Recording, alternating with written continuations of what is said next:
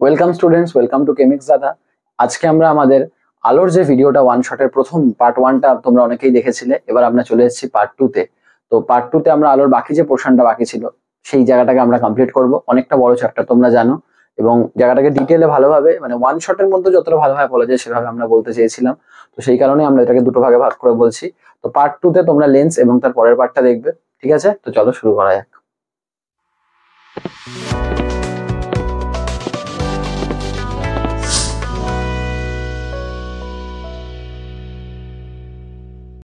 তো স্টুডেন্টস, তো এবার আমরা আলোর লেন্সের পার্টটা থেকে দেখবো। আগের দিন প্রতিসরণ অব্দি আমরা দেখেছিলাম, মানে আগের ক্লাসে, আগের ভিডিওতে। তো আজকে লেন্স থেকে দেখবো। তো দেখো, লেন্সের মধ্যে তোমরা এই ক্ষেত্রেও জানো দু ধরনের লেন্স, একটা আমাদের উত্তল লেন্স আর একটা আমাদের অবতল লেন্স। মাধ্যমিকের জন্য ইম্পর্টেন্ট পার্টগুলোরে কিন্তু আমি মেইনলি কথা বলবো। উত্তল লেন্স আমরা জানি যে লেন্সের মধ্যভাগ মোটা এবং প্রান্তের দিক ক্রমশ সরু, ঠিক আছে? মাঝখানটা মোটা, প্রান্তের দিক সরু, ওটা আমি আর লিখছি না। অবতল লেন্সের মাঝখানটা সরু, প্রান্তের দিক মোটা। যদি এই কথাগুলো লিখে নিতে চাও তাহলে তোমরা এজ এ রানিং নোট হিসেবে বানিয়ে নিতে পারো, বা ভিডিওটাকে একটু স্লো করে ব্যাপারটা দেখে নিতে পারো। তো তার মানে উত্তল লেন্স মানে আমাকে মাথায় রাখতে হবে মাঝখানটা মোটা হবে আর প্রান্তগুলো সরু হবে। অবতল লেন্সের মাঝখানটা সরু হয়, প্রান্তগুলো মোটা হবে। এইটা মেইন জিনিস। এই উত্তল লেন্সের এবার তিন ভাগ হয়। একটাকে আমরা বলি উভোত্তল, মানে উভয় তলটাই উত্তল, ঠিক আছে? এরকম দেখতে, এটাকে আমরা এঁকে থাকি। একটা হলো সমতলোত্তল, এটা হলো একটা তল সমতল আর একটা তল উত্তল, ঠিক আছে? এবং আরেকটা হলো অবতলোত্তল। অবতলোত্তল লেন্সের ক্ষেত্রে একটা তল অবতল এবং আরেকটা তল উত্তল। তো সেই ক্ষেত্রে আমরা লেন্সটাকে কিরকম ভাবে আঁকতে পারি?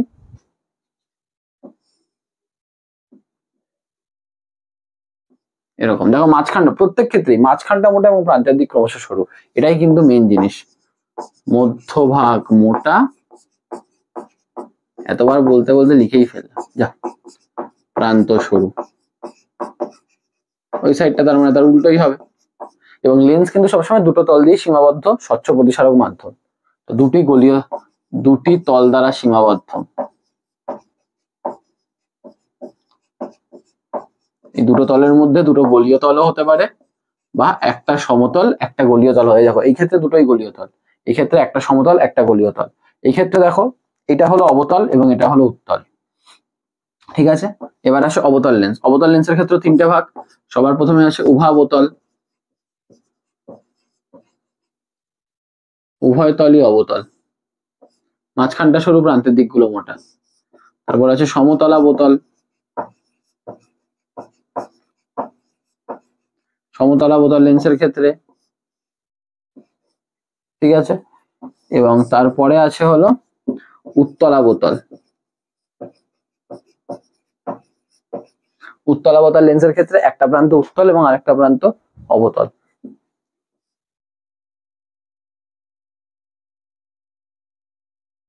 এবং এদের সবার ক্ষেত্রেই দেখো মাঝখানটা কিন্তু সরু এবং প্রান্তের দিকগুলো মোটা, এটাই অবতল লেন্সের মেইন জিনিস। এই ক্ষেত্রে দুটো তলই অবতল, এই ক্ষেত্রে একটা তল উত্তল, মানে এই ক্ষেত্রে একটা তল অবতল একটা তল সমতল। এই ক্ষেত্রে একটা তল উত্তল, এই বাইরের তলটা উত্তল, ভেতরের তলটা অবতল। এই অবতলোত্তল এবং উত্তলাবতলের ক্ষেত্রে একটা জিনিস বলে রাখি, যদি তোমরা একটু ভালো করে দেখো, অবতলোত্তল লেন্সের অবতল পাটটার বক্রতা ব্যাসার্ধ বেশি, উত্তল পাটটার বক্রতা ব্যাসার্ধ কম, ঠিক আছে? আচ্ছা, বক্রতা ব্যাসার্ধটা এখন লেন্সের ক্ষেত্রে বলিনি আমি, ঠিক আছে? সেটাই চলে আসছি। বাট তোমরা অনেকে জানো, আমি জানি, তো সেই হিসাবে মনে রাখতে পারো। এই ক্ষেত্রে অবতলের আর বেশি, বক্রতা ব্যাসার্ধ মানে আর, এবং উত্তলের আর কম, ঠিক আছে? উত্তলাবতলে কিন্তু মানে উল্টো, উত্তলটার আর বেশি আর অবতলের আর কম, ঠিক আছে? আরেকটা জিনিস আমি এই প্রসঙ্গে বলে রাখি, যদি তোমরা বুঝতে চাও যে কেন অবতলের আর বেশি, তোমরা দেখো অবতল পাটটাকে তুমি যদি বাড়াও, উত্তল পাটটা কিন্তু দেখো বেশি বেঁকে আছে, তো এক্ষুনি সার্কেল হয়ে যাবে। অবতল পাটটা কম বেঁকে, তো অনেকটা বড় সার্কেল করতে হবে ওকে। তেমনি এইখানেও দেখো এই পার্টটা অনেক বেশি বেঁকে আছে, অনেক তাড়াতাড়ি সার্কেল হয়ে যাবে, তার মানে অবতল পার্টটা ব্যাসার্ধ ছোট, উত্তল পার্টটা কম বেঁকে আছে, তার মানে ওকে বড় সার্কেল করতে হবে। যে পার্ট যত বেশি বেঁকে আছে সেটা সেটা তাড়াতাড়ি সার্কেল হয়ে যাবে, যে কম বেঁকে আছে তাকে সার্কেল করার জন্য অনেকটা বড় টানতে হয়। তো এটা একটা লজিক আর কি, লাগবে না মাধ্যমিকে, জাস্ট বললাম। ঠিক আছে, এইগুলো আমাদের লেন্সের প্রকারভেদ, এগুলো তোমরা জানো। এবার আমরা দেখবো হলো লেন্সের জ্যামিতি, দেখে নিয়েছো তোমরা পুরোটা। এবার আমরা যেটা চলে যাবো যে পার্টটা, সেটা হলো লেন্সের জ্যামিতি। লেন্সের জ্যামিতি কিন্তু আমাদের ইম্পর্টেন্ট জিনিস, ঠিক আছে, উত্তল অবতল উভয় ক্ষেত্রেই। তো সবার প্রথমে আমাদের যেটা আসে, আমি পরপর তোমাদের টার্মস গুলো বলতে থাকবো এবং করতে থাকবো। তো সবার প্রথমে যেটা আসে সেটা হলো আমাদের বক্রতা ব্যাসার্ধ এবং বক্রতা কেন্দ্র। আর আমরা মেনলি এই লেন্স গুলোকে নিয়ে আলোচনা করব, উভোত্তল বা উভাবতল। দেখো লেন্সের প্রত্যেকটা তলই একটা গোলকের অংশ, তো সেই গোলকের যে কেন্দ্র সেগুলো আমরা বলি বক্রতা কেন্দ্র। তো এটা প্রথম তল, তার কেন্দ্রকে আমরা লিখি C1, এটা দ্বিতীয় তলের কেন্দ্রকে আমরা লিখি C2। তেমন এখানেও তাই,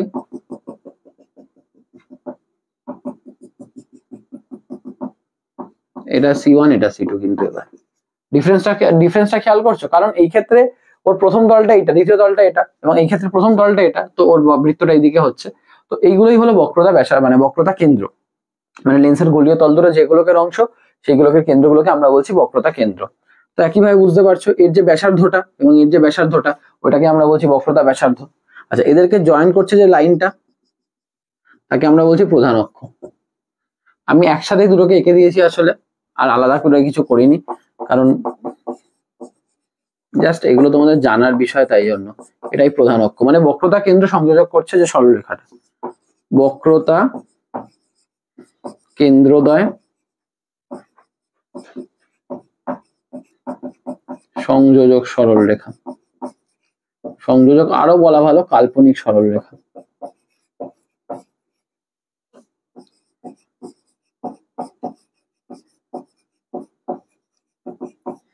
ঠিক আছে, তো এই জিনিসটা আর কি আমাদের উত্তল বা অবতল লেন্সের ক্ষেত্রে কাজ করে।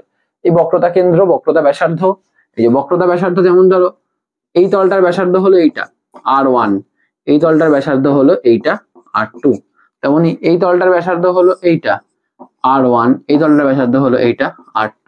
নর্মালি আমরা যে লেন্স গুলো ব্যবহার করি বা আঁকি সেগুলো সব কথাই R1 = R2, মানে ওদের বাঁকগুলো সমান, যে উভয় তলেরই বক্রতা ব্যাসার্ধ সমান। কিন্তু এটা নেসেসারি নয়, এমনও হতে পারে যে এটা বেশি এটা কম। ক্লাস 12 এই ধরনের লেন্স তোমরা দেখবে এর উপর অঙ্ক করবে, কিন্তু এই ক্লাসে আমরা যাই ব্যবহার করি R1 R2 মোটামুটি সমান হয়। তো এই জন্য এই উত্তল লেন্সটার আরেকটা নাম হলো সমোত্তল, যেন সমানভাবে উত্তল। আর এই অবতল লেন্সটার আরেকটা নাম হলো সমাবতল, সমানভাবে অবতল। বুঝতে পারলে, যেহেতু বক্রতা ব্যাসার্ধ গুলো সমান, আর কিছুই না। আশা করি এই জায়গাটা বুঝতে পেরেছো। আচ্ছা, এই জায়গাটার পর যেটা আসে সেটা হলো আমাদের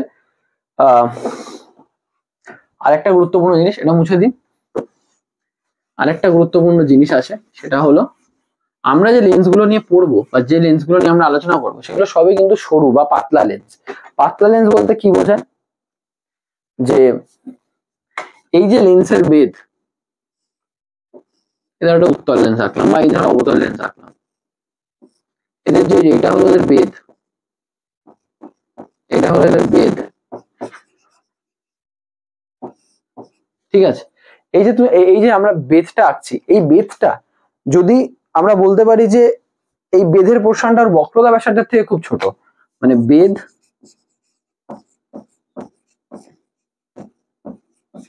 বক্রতা ব্যাসার্ধের থেকে খুব ছোট, তখনই আমরা বলতে পারি লেন্সটাকে সরু বা পাতলা লেন্স। নর্মালি এগুলো কিন্তু লোকজন অতটা ভালো করে পড়ে না, কিন্তু আমার মনে হয় এগুলো জানা দরকার। ঠিক আছে, সরু বা পাতলা লেন্স, যদি এইটা ওর বক্রতা ব্যাসার্ধটা কি এই একটু দেখালাম এই এত বড়, এটা এর থেকে অনেক বড়, তখন এই লেন্সগুলোকে আমরা বলি সরু বা পাতলা লেন্স। আমাদের সিলেবাস আমরা যে লেন্স আলোচনা করবো ওগুলো সবই কিন্তু সরু বা পাতলা লেন্সে আমরা আলোচনা করবো। ঠিক আছে, এটা মাথায় রাখো। এই জিনিসটাও খুব ইম্পর্টেন্ট একটা জায়গা, তোমাদের বলে দিলাম। এবার যে জিনিসটা আছে সেটা হলো আলোক কেন্দ্র। আলোক কেন্দ্র একটা গুরুত্বপূর্ণ জিনিস। আলোক কেন্দ্রটা কি বলছে দেখো, আলোক কেন্দ্র খুবই গুরুত্বপূর্ণ জিনিস তোমাদের মাধ্যমিকের পারপাসেও। আলোক কেন্দ্র বলছে এই যদি উত্তল লেন্স হয়, এই যদি প্রধান অক্ষ হয়, ঠিক আছে, লেন্সের উপর আপতিত কোনো রশ্মি প্রধান মানে এখানে যখন লেন্সের মধ্যে প্রতিসরণ হয়, প্রধান অক্ষের উপর একটা নির্দিষ্ট বিন্দু দিয়ে গেলে প্রতিসরণের পর রশ্মিটা যখন বেরোয় সেটা বিচ্যুতিহীন ভাবে বেরোয়। দেখো ওই রকম যাচ্ছিল, ও জাস্ট একটু সরে গেছে, মানে সামান্য পার্শ্ব সরণ হয়েছে, যেমন কাঁচের স্ল্যাবে হতো। মানে ভালো করে জিনিসটা বোঝো, কিন্তু লেন্সের মধ্যে গিয়ে প্রতিসরণ হয়ে তারপর বেরিয়েছে, বাট স্টিল ওর কোনো চ্যুতি হয়নি। তার মানে আলোক কেন্দ্রটা প্রধান অক্ষের উপর এমন একটা বিন্দু, আলোক কেন্দ্র প্রধান অক্ষের উপর এমন বিন্দু, প্রধান অক্ষের উপর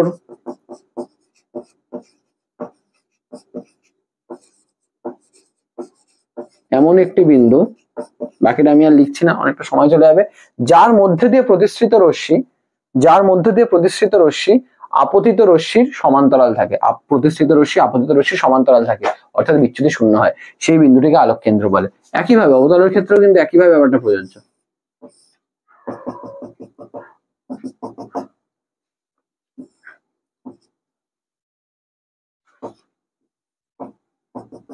দেখা যাবে যে রশ্মি সরে যাচ্ছে, দেখছে না। এবার তুই বলেছ এটা সব বিন্দু না, তুমি যদি এই বিন্দুতে আলো দিতে তাহলে কিন্তু সেটা হতো না। মানে প্রধান অক্ষের উপর এমন একটি বিন্দু, এবং এটা নির্দিষ্ট বিন্দু, নির্দিষ্ট এমন একটি বিন্দু যার মধ্য দিয়ে প্রতিসৃত রশ্মি শুধুমাত্র পার্শ্ব সরণ হয়, কোনো চ্যুতি হয় না, সেই বিন্দুটিকে আমরা বলি আলোক কেন্দ্র। খুব ইম্পর্টেন্ট ডেফিনেশন, সকলে কিন্তু মাথায় রাখবে। এবার আমি একটা জিনিস এই প্রসঙ্গে বলে দিই, তার মানে আলোক কেন্দ্র দিয়ে পাত্তা এই হয়ে বেরিয়ে যায়। কিন্তু আমরা কি লেন্স ব্যবহার করি, একটু আগেই বললাম, আমরা ব্যবহার করি সব সরু বা পাতলা লেন্স, মানে অন্তত আমাদের সিলেবাসের জন্য। তো আমরা যখন আলোক কেন্দ্রের মধ্যে কোনো রশ্মি আঁকবো, আমরা এত ঝামেলায় যাব না, আমরা একদম স্ট্রেট বার করে দেবো, কারণ ওটা পাতলা, তো ও যে হালকা ব্যাকে এই বাঁকটাও খুব কম। সরু বা পাতলা লেন্স ব্যবহার করি, জন্য স্ট্রেট এঁকে দিই। অবতল লেন্স আঁকবো, স্ট্রেট, একদম স্ট্রেট টেনে দেবো, আমরা এই হালকা এই বাঁকটা দেখাবো না। বাট অ্যাকচুয়ালি হয়, বাট সরু বা পাতলা লেন্সে যেহেতু এই বেধটা খুব কম, সেজন্য আমরা ওটা দেখাবো না। ঠিক আছে, তো এটা হলো আমাদের আলোক কেন্দ্রের বিষয়। আলোক কেন্দ্রটা কিন্তু এই ক্ষেত্রে ইম্পর্টেন্ট, মাথায় রাখবে।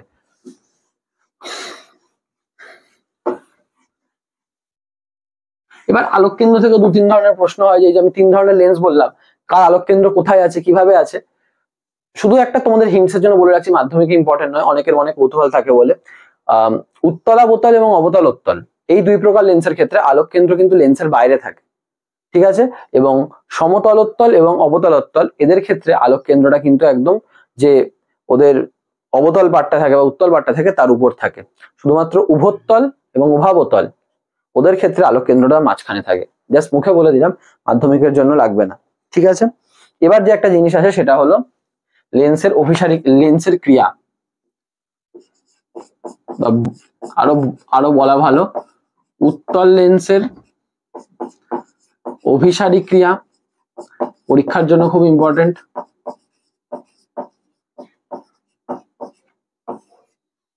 এবং অবতল লেন্সের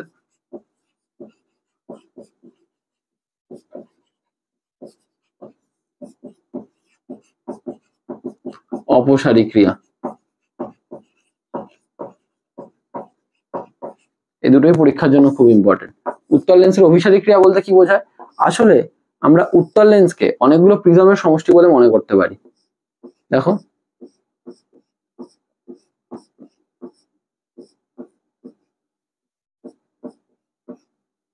ঠিক আছে, অনেক রকম প্রিজমের সমষ্টি বলে মনে করতে পারি।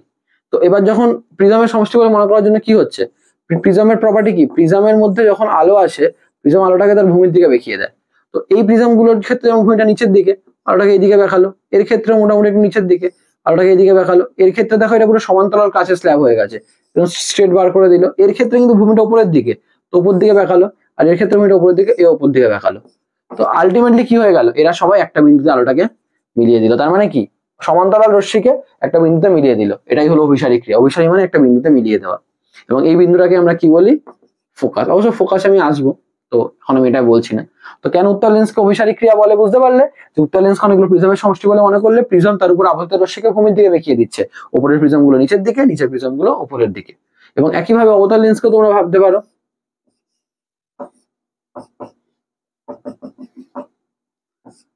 এই যে অবতল লেন্সের ক্ষেত্রে জাস্ট প্রিজম গুলোই উল্টো থাকে।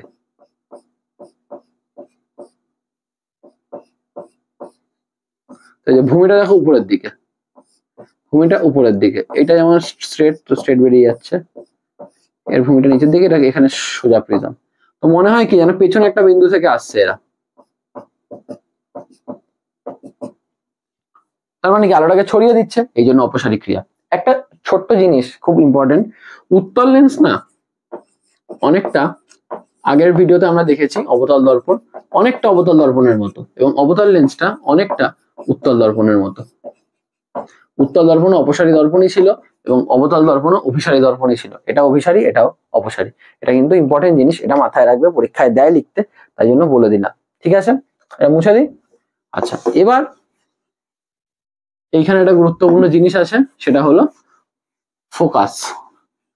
এই লেন্সের ক্ষেত্রে যেমন দর্পণে আমরা ফোকাস করেছি, দর্পণের যেমন একটা ফোকাস হয়, লেন্সের ক্ষেত্রে দুটো ফোকাস হয়। তবে দুটো ফোকাসের মধ্যে আমাদের মেইনলি জানা দরকার দ্বিতীয় ফোকাসটাই, বাট আমি স্টিল তোমাদের দুটো বলে দিচ্ছি।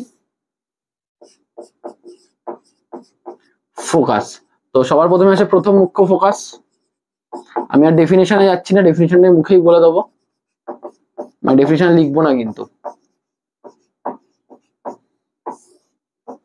প্রথম মুখ্য ফোকাসটা কি? এই উত্তল লেন্স, উত্তল লেন্সের প্রধান অক্ষের উপর এমন একটি বিন্দু, যেই বিন্দু থেকে নির্গত রশ্মি লেন্স কর্তৃক প্রতিসরণের পর প্রধান অক্ষের সমান্তরাল হয়ে যায়, তাকে বলে প্রথম মুখ্য ফোকাস। মানে যে বিন্দু থেকে প্রতিসৃত রশ্মি প্রতিসরণের পর প্রধান অক্ষের সমান্তরাল হয়ে যায়। আর অবতলের ক্ষেত্রে কি হয়?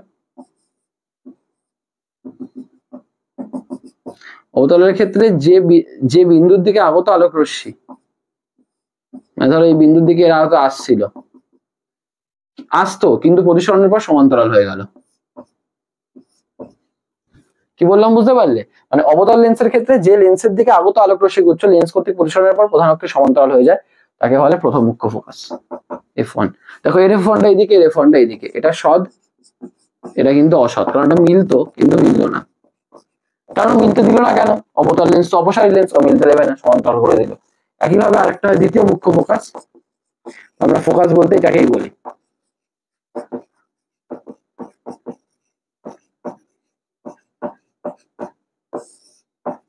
দ্বিতীয় মুখ্য ফোকাসটা কি? উত্তল লেন্সের ক্ষেত্রে একদম প্রধান অক্ষের সমান্তরাল রশ্মিগুচ্ছ প্রতিসরণের পর একটা ফিক্স বিন্দু দিয়ে যায়,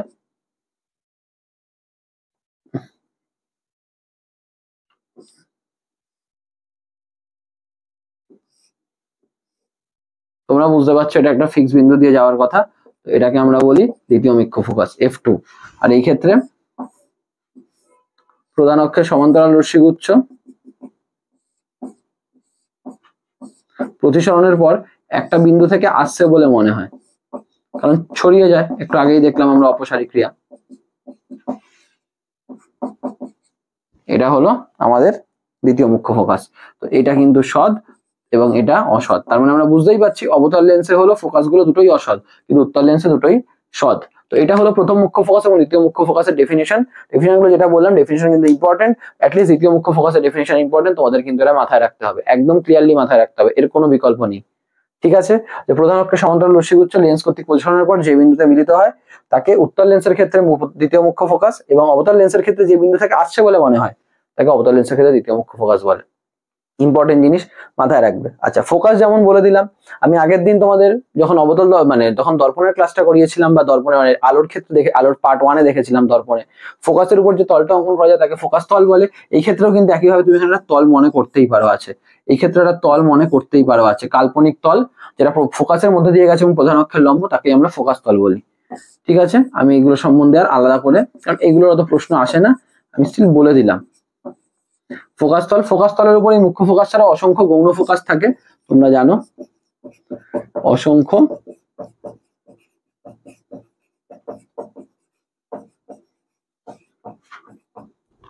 গৌণ ফোকাস থাকে। এই প্রধান এই আমাদের যে ফোকাস তলটা আছে, ফোকাস তলের উপর প্রথম মুখ্য মানে মুখ্য ফোকাস ছাড়াও অসংখ্য আরো বিন্দু আছে যেগুলোকে আমরা বলি গৌণ ফোকাস। মাথায় থাকে যেন, মুখ্য ফোকাস একটি নির্দিষ্ট, কিন্তু গৌণ ফোকাসের সংখ্যা অসংখ্য। ইম্পর্টেন্ট জিনিস মাথায় রেখো। এবার এইখানে আরো একটা ইম্পর্টেন্ট জিনিস, এটা হয়ে গেল।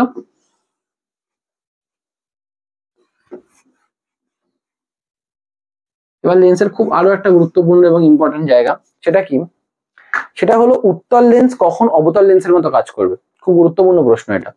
উত্তল লেন্স কখন অবতল লেন্সের মতো কাজ করবে, মানে ব্যাপারটা এরকম কখন হবে, মানে উত্তল লেন্সের উপর আলো পড়লো কিন্তু আলোটাকেও না মিলিয়ে আলোটাকে এরকম দেখিয়ে দিল, এটা কখন হবে? এটা তখনই হবে, ধরো উত্তল লেন্সের কাচের তৈরি বা যারই তৈরি হোক, এর প্রতিসরাঙ্ক ধরো μ1 আর পারিপার্শ্বিকের প্রতিসরাঙ্ক ধরো μ2, যদি μ2 গ্রেটার দ্যান μ1 হয়, মানে পারিপার্শ্বিক মাধ্যমের প্রতিসরাঙ্ক লেন্সের প্রতিসরাঙ্কের থেকে বেশি হলে, ইম্পর্টেন্ট জিনিস, পারিপার্শ্বিক, ইম্পর্টেন্ট প্রশ্ন কিন্তু, মাধ্যমের প্রতিসরাঙ্ক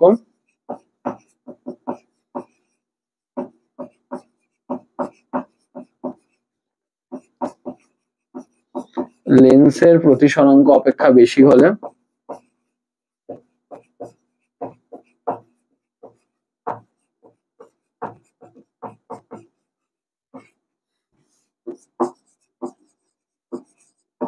পারিপার্শ্বিক মাধ্যমের প্রতিসরাঙ্ক লেন্সের প্রতিসরাঙ্ক অপেক্ষা বেশি হলে উত্তল লেন্সটা অবতল লেন্সের মতো কাজ করে এবং অবতলটা উত্তল লেন্সের মতো কাজ করে। এটা যেন মাথায় থাকে। এটার কারণ কিন্তু আমরা আমাদের আগের ভিডিওতেই দেখেছি। প্রিজমের কথা মনে আছে? প্রিজমে বলেছিলাম প্রিজম নর্মালি রশ্মিকে ভূমির দিকে বেঁকিয়ে দেয়, কিন্তু কখন প্রিজম ভূমিকে শীর্ষের দিকে দেখাতো? যখন পারিপার্শ্বিক প্রতিসরাঙ্ক প্রিজমের উপাদানের প্রতিসরাঙ্কের থেকে বেশি হতো। আলটিমেটলি লেন্স তো কতগুলো প্রিজমেরই সমষ্টি, প্রিজম যখন উল্টো কাজ করবে লেন্স উল্টো কাজ করবে, এই ক্ষেত্রে তাই হয়। তখন অবতল লেন্সটা এরকম কাজ করে, অবতল লেন্সের উপর আলো পড়লো ও একটা বিন্দুতে মিলিয়ে দেবে, দেখতে আজব বাট এটাই হয়। তো এটা খুব ইম্পর্টেন্ট একটা জিনিস, কখন উত্তল লেন্স অবতল লেন্সের মতো এবং কখন অবতল লেন্স উত্তল লেন্সের মতো কাজ করে, পারিপার্শ্বিক মাধ্যমে প্রতিসরাঙ্কের উপর পুরো জিনিসটা নির্ভর করে। আচ্ছা, এখানে আরো একটা জিনিস আছে, সেটা কি, সেটা হলো একটা প্রশ্ন আছে খুব বিখ্যাত, উত্তল লেন্সকে জলে ডোবালে ফোকাস দৈর্ঘ্যের কি পরিবর্তন হয়? মনে রাখবে,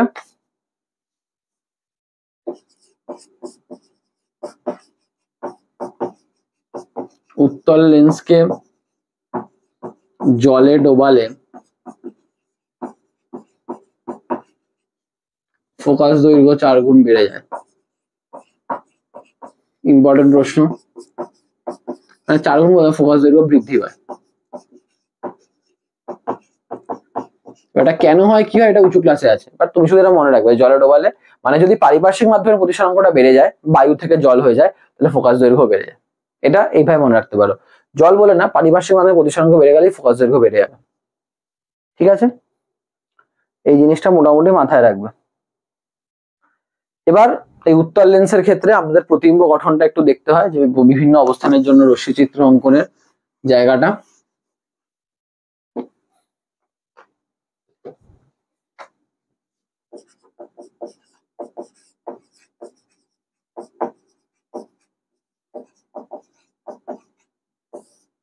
দেখো, প্রতিবিম্ব গঠনে ওই যে অতগুলো কেস থাকে, অতগুলো কেসের মধ্যে যে আমাদের ফার্স্ট কেস আসে কি, বস্তু অসীমে। বস্তু অসীমে থাকলে তোমরা জানো কিরকম হয় ব্যাপারটা, এদিকে F1 F2 এরকম আলো আসলো, আলো পড়লো, আলো আমরা জানি ফোকাস দিয়ে চলে যাবে, তখন এখানেই প্রতিবিম্ব তৈরি হলো। এটাকে আমরা বলে থাকি, প্রতিবিম্বটা কিরকম, সদ অবশীর্ষ অত্যন্ত খর্বাকৃতি। ওখানে যেমন অবতল দর্পণের অনেক কেস হয়, তেমন উত্তল লেন্সের অনেক কেস হয়। আর ফোকাসে প্রতিবিম্ব। ঠিক আছে, সেকেন্ড, বস্তু 2F1 এর বাইরে,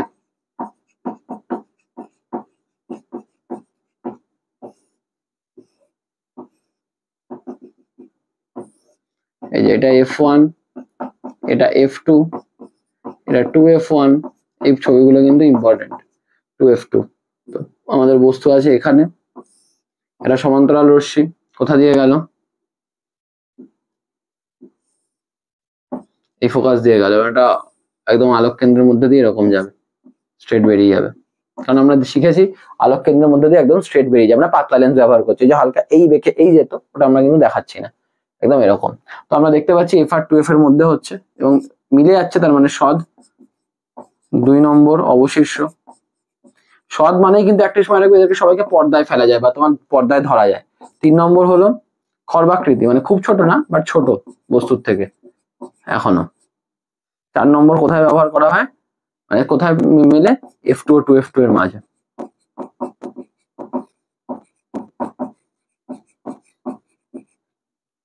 ঠিক আছে, আচ্ছা এইটা কোথায় ব্যবহার করা জানো, ক্যামেরার মধ্যে এটা ব্যবহার করা হয়। কিন্তু ক্যামেরার মধ্যে কোনো বড় বস্তু তুমি ছোট প্রতিবিম্ব তোলো, একটা ক্যামেরার একটা স্ক্রিনের উপরও পড়ে, যেটা আমরা একটা ফটো হিসাবে দেখতে পাই, তাহলে ওটা সদবিম্ব। এই কেসটাই কিন্তু ক্যামেরাতে ইউজ হয়, ক্যামেরাতে কিন্তু এই কেসটা ইউজ হয় এবং সেই কারণে আমরা সদবিম্ব দেখতে পাই। সাইজে ছোট, একটা বড় গাছের ছবি তুলে কিন্তু এটা সাইজে কিন্তু এই ছোটই হয়ে গেল, এই কারণে। ঠিক আছে, এই কেসটা ইম্পর্টেন্ট। কি হিসাবে দিতে পারে কেসটা এই হিসাবে দিতে পারে যে উত্তল লেন্সে খর্বাকৃতি সদবিম্ব গঠন রশ্মিচিত্র সহ দেখা। 2F1 এর বাইরে ডাইরেক্টলি বলে না, খর্বাকৃতি সদবিম্ব তোমায় বুঝে নিতে হবে, এই কেসটার কথা বলছে, একদম এইভাবে কিন্তু তোমাকে পড়তে হবে। থার্ড কি আছে, থার্ড আছে হলো আমাদের বস্তু একদম এর উপরে 2F1 এ চলে আসছে,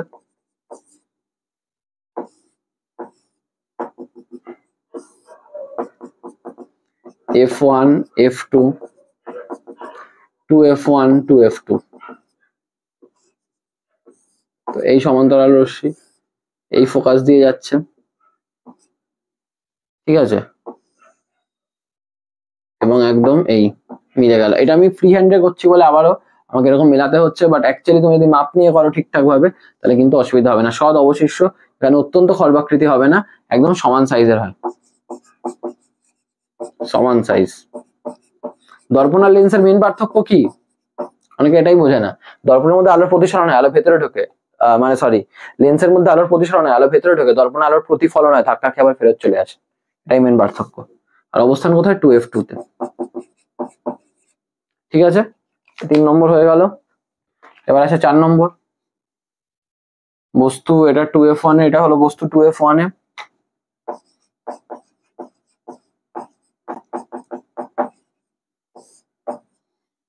ঠিক আছে, এবার বস্তু F1 ও 2F1 এর মাঝে।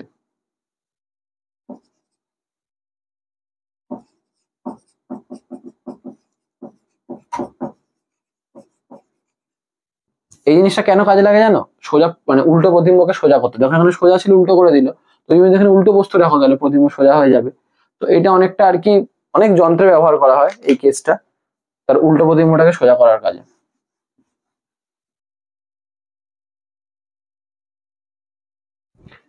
ঠিক আছে, এখানে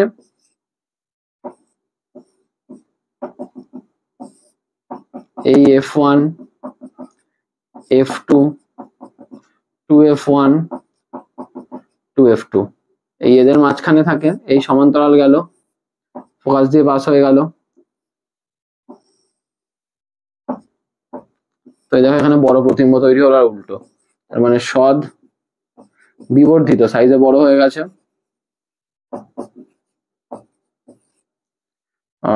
অবশিষ্ট অবশ্যই আগে লেখা উচিত ছিল, আর 2F2 এর বাইরে। তোমায় যদি বলে সদ ও বিবর্ধিত প্রতিবিম্ব, তখন এটা কোথায় ইউজ করা যায় না, প্রজেক্টর। প্রজেক্টরের মধ্যে কিন্তু তুমি জিনিসটাকে বড় দেখো, একটা ছোট্ট ল্যাপটপে প্রেজেন্টেশন, সিনেমা যাই দেখো, ওটাকে বড় করে একটা বড় স্ক্রিনে দেখো। তো এবং এটা একটা স্ক্রিনের উপর দেখতে পাচ্ছ, তার মানে সদবিম্ব। তো সদ বিবর্ধিত প্রতিবিম্ব কিন্তু প্রজেক্টরে ব্যবহার করা হয়, খুব ইউজফুল জিনিস, প্রচুর জায়গায় এগুলো ব্যবহার করা হয়। ঠিক আছে, এটাও কিন্তু তোমায় যদি বলে একটা সদ বিবর্ধিত প্রতিবিম্বের রশ্মিচিত্র অঙ্কন করো, তোমাকে কিন্তু এটা দিতে হবে। ঠিক আছে, এরপরে আসে হলো বস্তু F1 এ, বস্তু একদম ফোকাসে। হ্যাঁ, তখন কি হয়ে যাবে,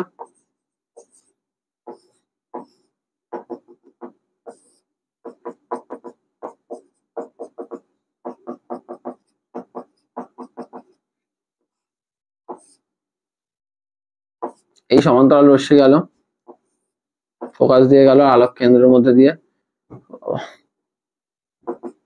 এটাই সমস্যা। মোটামুটি সমান্তরাল জায়গা দুজন, ঠিক আছে? তো কোনোদিন মেলে না, আমার হাতে আঁকা বলে এরকম মনে হচ্ছে। সৎ অবশিষ্ট সমান সাইজের না, আলো কোনোদিন মেলে না, তো অত্যন্ত বিবর্ধিত।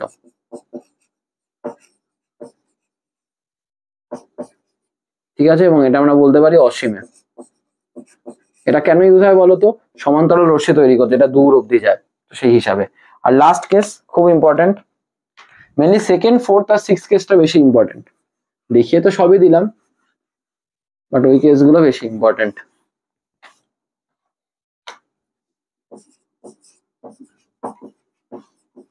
বস্তু, আলোক কেন্দ্র ও F1 এর মাঝে।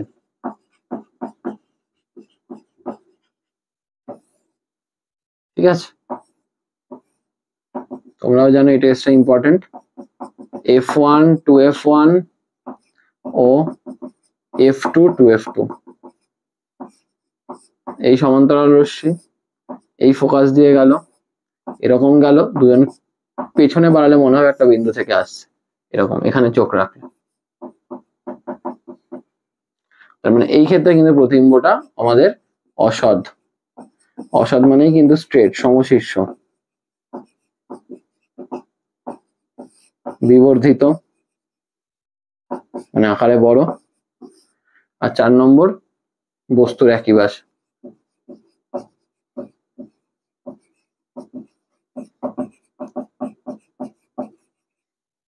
তো এই কেসটাও কিন্তু খুব ইম্পর্টেন্ট।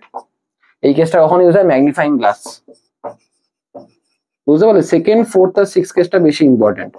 ম্যাগনিফাইং, যেটাকে বাংলায় বলে বিবর্ধক কাচ, ইম্পর্টেন্ট, পরীক্ষায় দেয় যে বিবর্ধক কাচ রূপে কোন লেন্স ব্যবহার করে? উত্তল লেন্স। বস্তুটা খুব কাছে থাকে, তখন আমরা কি হয়, বড় প্রতিবিম্বটাকে ওই সাইডে দেখতে পাই, বস্তু এদিকে সেই দিকেই, আর আমরা বড় করে দেখতে পাই। তো ম্যাগনিফাইং গ্লাস, বা বাংলায় বললে বিবর্ধক কাচ। ঠিক আছে, উত্তল লেন্সের ক্ষেত্রে এই হলো বিভিন্ন প্রতিবিম্ব গঠন। অবতল লেন্সের ক্ষেত্রে কিন্তু এতগুলো কেস নেই, তোমরাও জানো। অবতল লেন্সের ক্ষেত্রে মাত্র একটাই কেস আসে।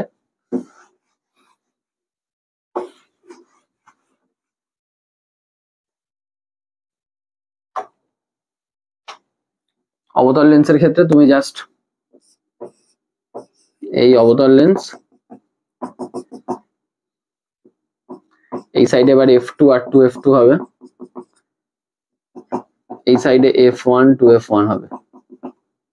এই একটা বস্তু সমান্তরাল গিয়ে এবার কিন্তু মিলে যায় না, মনে হয় যেন ফোকাস থেকে আসছে। আর এটা আলোক কেন্দ্র দিয়ে যায়, আলো যখন দূরে চলে যাচ্ছে মনে হয় পেছনে এই বিন্দু থেকে আসছে। দেখো ছোট্ট, তার মানে অসৎ। 2 নম্বর সমশীর্ষ, খর্বাকৃতি। সবসময় অবতল লেন্সে সবসময় এরকম প্রতিবিম্বই তৈরি হয়, এবং বস্তুর একই পাশে, বস্তু যেখানে সেই দিকে প্রতিবিম্ব।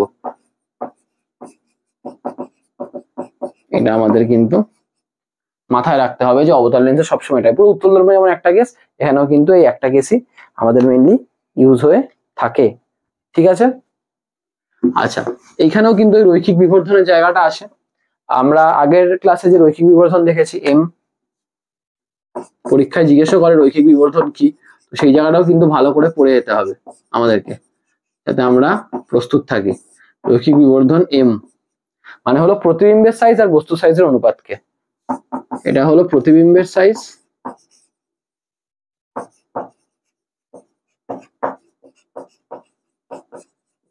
আর বস্তুর সাইজ।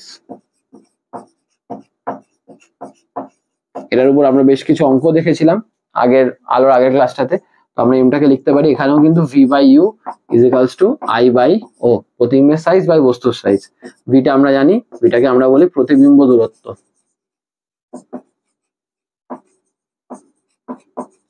আর ইউটাকে আমরা বলি বস্তু দূরত্ব। এটা দিয়ে কিন্তু অঙ্ক আসে, তোমরা জানো ভালো করে, তো এটা মাথায় রাখবে।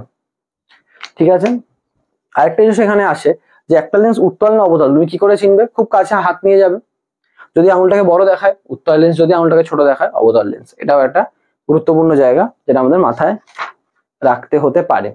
লেন্স সম্পর্কিত বিষয়গুলো কিন্তু এটাই। হ্যাঁ, আরেকটা জিনিস আছে, লেন্সের ক্ষমতা। কখনো কখনো আমি দেখি পরীক্ষায় দিয়ে দেয়, বলে রাখি লেন্সের ক্ষমতা। এটাকে আমরা পি দিয়ে ডিনোট করি, পি সমান সমান হয় 1/f। আচ্ছা এফটা কি, এফটাকে বলে ফোকাস দৈর্ঘ্য। স্যার ফোকাস দৈর্ঘ্য কি, আলোক কেন্দ্র থেকে ফোকাসের যে দূরত্ব।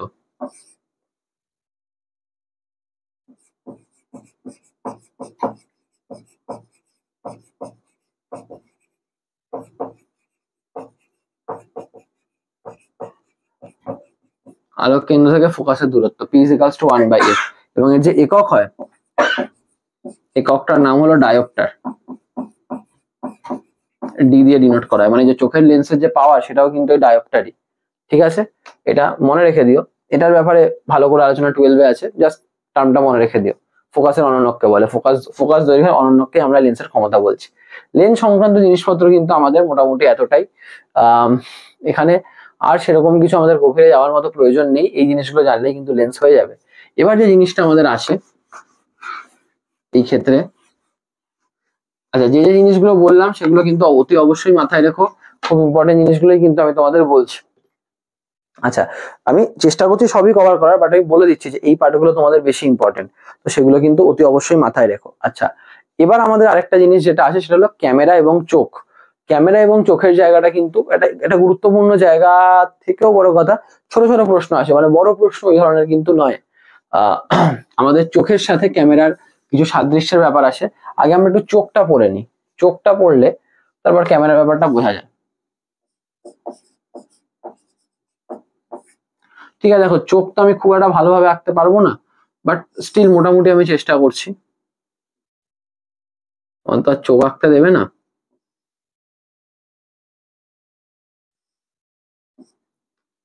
ঠিক আছে, এখান দিয়ে আমাদের ওই সিলিয়ার সাসপেন্সারি লিগামেন্টস গুলো সিলিয়ারি মাসেলস দিয়ে এইখানে একটা লেন্সকে ধরে রাখে। ঠিক আছে, এবং এই পেছনে আমাদের রেটিনা থাকে, এই চোখের এই পেছন সাইডটা এটা আমাদের রেটিনার জায়গাটা, এবং এখানে আরো দুটো এরকম পোর্শন থাকে যেটাকে আমরা লেন্সের সামনে থাকে, ওটাকে আমরা আইরিশ বলি। ঠিক আছে, এখান থেকে অপটিক্স নার্ভস বেরোয়, ব্রেনের দিকে যাচ্ছে। তো এই মোটামুটি বিষয় আর কি। এবার এখানে আমি জিনিসগুলো সম্বন্ধে বলে দিই, একদম বাইরের যে বাঁকা অংশ সেটাকে আমরা বলি কর্নিয়া। ঠিক আছে, এই যে এইগুলোকে আমরা বলি সাসপেন্সারি লিগামেন্টস, সাসপেন্সারি লিগামেন্টস। এই কিন্তু প্রত্যেকটা পার্টের কিছু কাজ আছে, ছবিটা আঁকা বড় কথা না, কাজগুলো জানা বড় কথা। কাজগুলো বলছি, কাজগুলো মাথায় রাখো, কাজগুলো কিন্তু তোমাদের পরীক্ষায় নাম্বার পেতে সাহায্য করবে। আচ্ছা তো এই যে কর্নিয়াটা, এই কর্নিয়ার কাজটা, এই কর্নিয়া হলো চোখের একদম এই জায়গাটা, এই যে জায়গাটা একটু বেঁকে আছে, মানে ব্যাপারটা কি, এটা যে চোখের আমরা এটা চোখের সাইড ভিউ। আসলে যদি এভাবে দাঁড়াই, আমার চোখের সাইড ভিউটা হলো কিন্তু এইটা, আমার কিন্তু ফ্রন্ট ভিউ এটা নয়, সাইড ভিউ। মানে আমার যে চামড়া ফামড়া কেটে দেওয়া, তাহলে ব্যাপারটা এরকম দেখাবে। যে সাইডে যে একদম বাইরের এই যে বেরোনো অংশটা, এটা বেঁকে থাকে, এই বেঁকে থাকা অংশটাই কর্নিয়া। এই কর্নিয়াটাই চোখে আলোর প্রবেশ নিয়ন্ত্রণ করে, যে চোখে কতটা আলো প্রবেশ করবে সেটা নিয়ন্ত্রণ করে। আচ্ছা কর্নিয়ার পর এই জায়গাটায় থাকে হলো এটা, এটাকে বলে আইরিশ। আইরিশ, এই যে চোখের মনির রং, এক একজনের চোখের মনির এক এক রকম রং হয়, তো সেই চোখের রংটা কিন্তু আইরিশ নিয়ন্ত্রণ করে, এটাকে আমরা কিন্তু বলি চোখের মনি। ঠিক আছে, আইরিশ একটা হলো কনিনিকা, তো এটা মাথায় রাখতে পারো, এই চোখের আইরিশ। এই আইরিশের মাঝখানে একটা বিন্দু থাকে, তাকে বলে পিউপিল। এটা ব্ল্যাক স্পট সবার মনির মধ্যে, যার চোখের কালার যাই হোক, কারোর চোখের কালার গ্রিন, কারোর চোখের কালার ব্লু, কারোর চোখের কালার লাইট ব্রাউন, ব্ল্যাক, তার মাঝখানটা ব্ল্যাকই হবে। ঠিক আছে, সেটা ঐশ্বর্য রায় আর ঋত্বিক রোশন যারই চোখের মাঝখানটা ব্ল্যাক হবে, ওটা হলো পিউপিল। এই পিউপিলটা কি করে, চোখে আলোর প্রবেশ নিয়ন্ত্রণ করে। ঠিক আছে, ইম্পর্টেন্ট পার্ট, খুবই ইম্পর্টেন্ট পার্ট, পরীক্ষায় দেয়। পিউপিলের কাজ কি, চোখে আলোর প্রবেশ নিয়ন্ত্রণ করে। আর আইরিশ কিন্তু পিউপিলের ছোট হওয়া বড় হওয়াকে কন্ট্রোল করে, যে পিউপিলটা সাইজে ছোট হবে না বড় হবে। ঠিক আছে, এই আইরিশ আর এটা হলো আমাদের লেন্স, একটা উত্তল লেন্স, এটাও মাথায় রেখো। এইটা হলো আমাদের অক্ষি লেন্স, যেটা উত্তল লেন্স। তবে আমাদের লেন্সের সব থেকে বড় জিনিস কি, এটা নমনীয় পদার্থ দিয়ে তৈরি। এই যে সাসপেন্সারি লিগামেন্টস দেখছো আর এখানে এই যে মাসেলসটা থাকে, মাসেলটার নাম সিলিয়ারি পেশি। সিলিয়ারি এই সাসপেন্সারি লিগামেন্ট সিলিয়ারি পেশির সাহায্যে এই চোখের লেন্সটার ফোকাস দৈর্ঘ্য এরকম বাড়াতে বা কমাতে পারে। স্ট্রেচ মানে তো আমি চাইলে দৈর্ঘ্যের সংকোচন মানে দৈর্ঘ্যের সংকোচন বা প্রসারণ দুটোই করতে পারে। এটা কিন্তু নমনীয়, এই জিনিসটা মাথায় রাখবে। ঠিক আছে,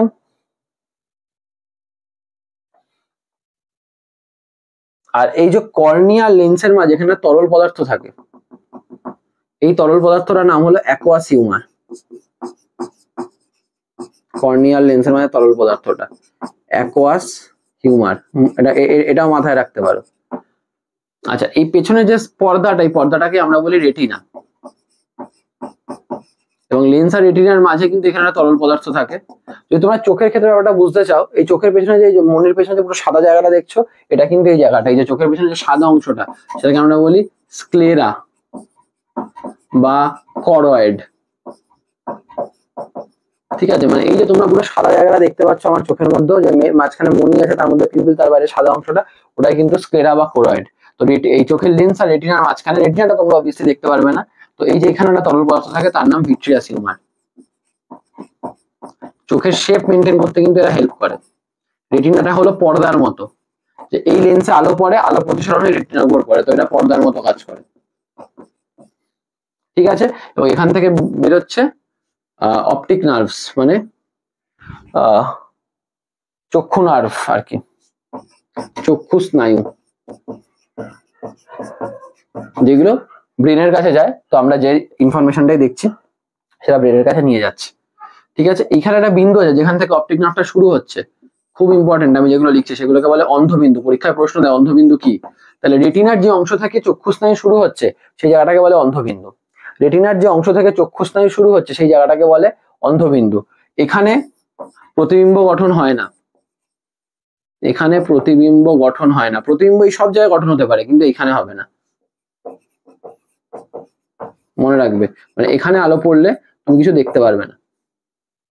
ঠিক আছে, তার কারণ আছে, বাট সেসব কারণ আমাদের প্রয়োজন নেই, তাই জন্য আমি সেসব নিয়ে কোনো কথা বলছি না। ঠিক আছে, আচ্ছা এখানে আমি বলে দিলাম এটা ভিট্রিয়াস হিউমার, স্ক্লেরা বা করয়েড সবই বলে দিলাম। আচ্ছা, এই জিনিসগুলো মোটামুটি হলো আমাদের চোখের ব্যাপারে যেগুলো আমাদের লাগে।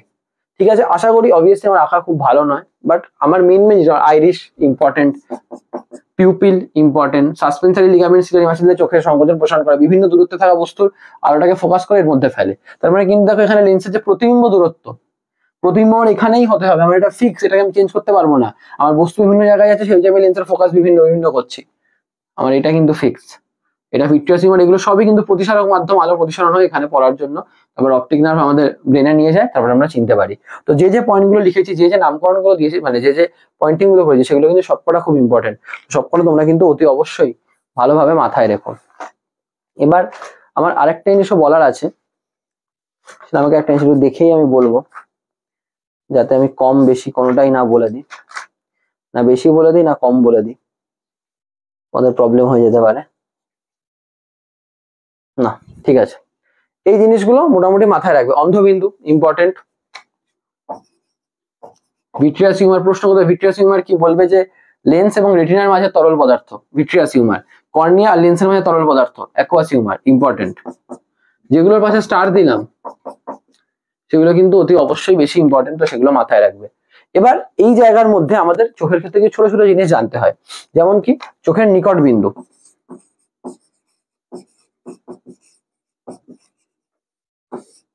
নিকট বিন্দুটা কি, এই যে ধরো যে সিলিয়ারি মাসেল সাসপেন্সারি লিগামেন্ট যে চোখের লেন্সটাকে সংকোচন প্রসারণ দুটোই করতে পারে। এবার করতে পারলেও যখন কাছের জিনিস দেখতে ওটাকে চাপতে হয়, দূরের জিনিস দেখলে ওটাকে টানতে হয়। এবার চাপারও একটা সীমা আছে, একদম চুপসে তো দিতে পারবে না। তো ম্যাক্সিমাম যতটা চাপতে পারে একটা সুস্থ মানুষের চোখ, তাদের 25 সেন্টিমিটার দেখতে পারে। তার সামনে বস্তু আসলে সেটা তাকে আবছা দেখে, মানে তার বেশি আর চোখ সেটাকে চাপতে পারে না।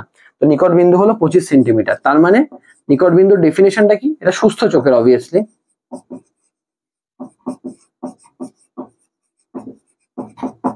তার মানে নিকট বিন্দুর ডেফিনেশনটা কি, সবচেয়ে কাছে আমরা যে দূরত্ব অব্দি প্রতিবিম্ব দেখতে পারি তাকে, মানে বস্তুর প্রতিবিম্ব দেখতে পারি বা বস্তু দেখতে পারি, তাকে আমরা বলি হলো নিকট বিন্দু। আর একটা হয় দূরবিন্দু, মানে ম্যাক্সিমাম কত দূর অব্দি দেখতে পারে। একটা সুস্থ স্বাভাবিক চোখে দূরবিন্দু মনে করা হয় অসীম, ইনফিনিটি, যে ওটা মোটামুটি সব থেকে বেশি স্ট্রেচ করে রাখতে পারে। তো দৃষ্টিক্ষেত্রের মধ্যে যা যা আছে সবই দেখা যায়। অসীম মানে এই নয় যে সাগর মহাসাগর পেরিয়ে সব দেখতে পারবে, বাট একটা রেঞ্জের মধ্যে তোমার দৃষ্টিক্ষেত্রের মধ্যে যা যা আছে তুমি সবই দেখতে পারবে। তো এইটা কিন্তু একটা ইম্পর্টেন্ট জিনিস, যেটা তোমাদের মাথায় রাখতে হবে। ঠিক আছে, এই জিনিসটা আমাদের কাজে লাগে। আচ্ছা, এই দুটো টার্ম হলো, এই দুটো টার্ম গুরুত্বপূর্ণ ছিল। আর দুটো টার্ম, আরো দুটো টার্ম গুরুত্বপূর্ণ আছে, এগুলো আমি একটু মুছে দিই। ছবিটা আমি মুছছি না, বাজে আঁকা হলেও আঁকলাম তো কষ্ট করে, তাই জন্য। চোখের অভিযোজন আর উপযোজন।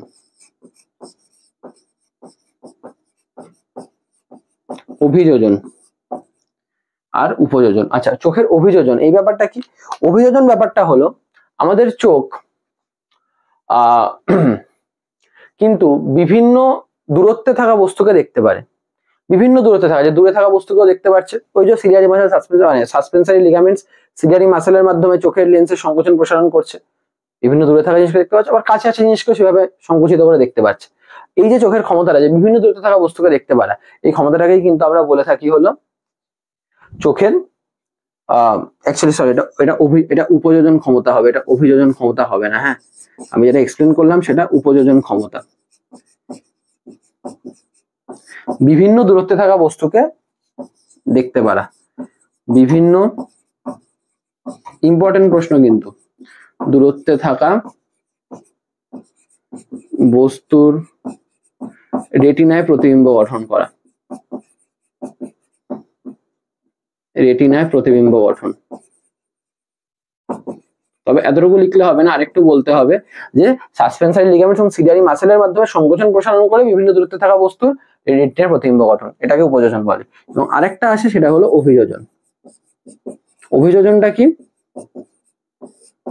অভিযোজনটা হলো এই যে আমি দেখতে পাচ্ছি আইরিশ আর মাঝে পিউপিল, তো বিভিন্ন আলোতে থাকা বস্তুকে দেখতে পাওয়ার ক্ষমতা। মানে ধরো আজকে তুমি হঠাৎ করে একটা অন্ধকার করে ঢুকে গেলে, তখন কিন্তু তুমি খানিকক্ষণের জন্য কিছু দেখতে পাও না, আস্তে আস্তে তুমি একটা আন্দাজ পাওয়া যাচ্ছে ওখানে এটা আছে, আচ্ছা ওখানে একটা চেয়ার আছে, ওখানে টেবিল আছে, সেভাবে তুমি আস্তে আস্তে হেঁটে যেতে পারো। তার মানে আজকে কম আলোতেও তুমি দেখতে পাচ্ছ, আবার খুব বেশি আলোতেও মাঝে মাঝে তুমি দেখবে চোখটা ঝাঁঝিয়ে যায়, খানিকক্ষণ পর আস্তে আস্তে খুব বেশি আলোতেও তুমি নর্মালাইজ হয়ে যাও। মানে খুব বেশি আলো বা খুব কম আলো উভয় ক্ষেত্রে কিন্তু তোমার চোখ ব্যালেন্স করে নিতে পারছে। এটা কি করে করছে?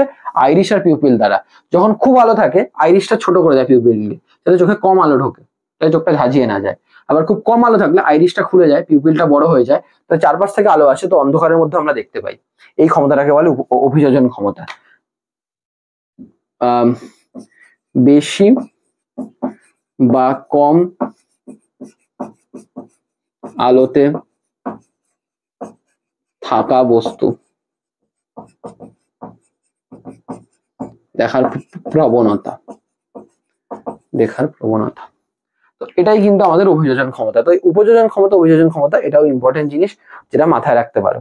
এবার আমি লেন্সের, এবার আমি চোখের জায়গাটা মুছে দেবো, কারণ আর এই বিষয়ে কিছু বলার নেই। যে যে পয়েন্টগুলো আমার গুরুত্বপূর্ণ ছিল বলার চোখের ক্ষেত্রে আমি বলেছি। এবার আরেকটা জিনিস সেটা আছে, সেটা চোখের প্রবলেম, চোখের ক্ষেত্রে বিভিন্ন রোগ হয়, বিভিন্ন ত্রুটি হয়, সেই ত্রুটিগুলো আমাদের বলার জিনিস থাকে। মেইনলি দু ধরনের রোগের কথা আমাদের এখানে বলা হয়। একটাকে বলা হয় হলো স্বল্প দৃষ্টি, এটাও ইম্পর্টেন্ট, যেটাকে আমরা বলি মায়োপিয়া। স্বল্প দৃষ্টি নাম থেকে বুঝতে পারছো, স্বল্প দৃষ্টি মানে দৃষ্টিটা কাছেই, দূরের জিনিস চোখে দেখতে পারে না। তো এদের মেইন সমস্যা কি? দূরবিন্দু কাছে চলে এসছে। আমাদের নর্মাল চোখে দূরবিন্দু কি? অসীম, যত ইচ্ছা দেখতে পারে, কিন্তু এরা অসীম দেখতে পারে না।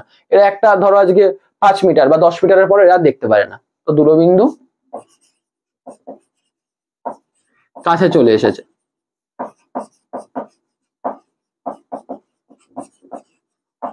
এর কারণ কি হতে পারে? এর কারণ খুব সিম্পল, কারণ দেখো আমি ছবি এঁকেই বুঝিয়ে দিচ্ছি।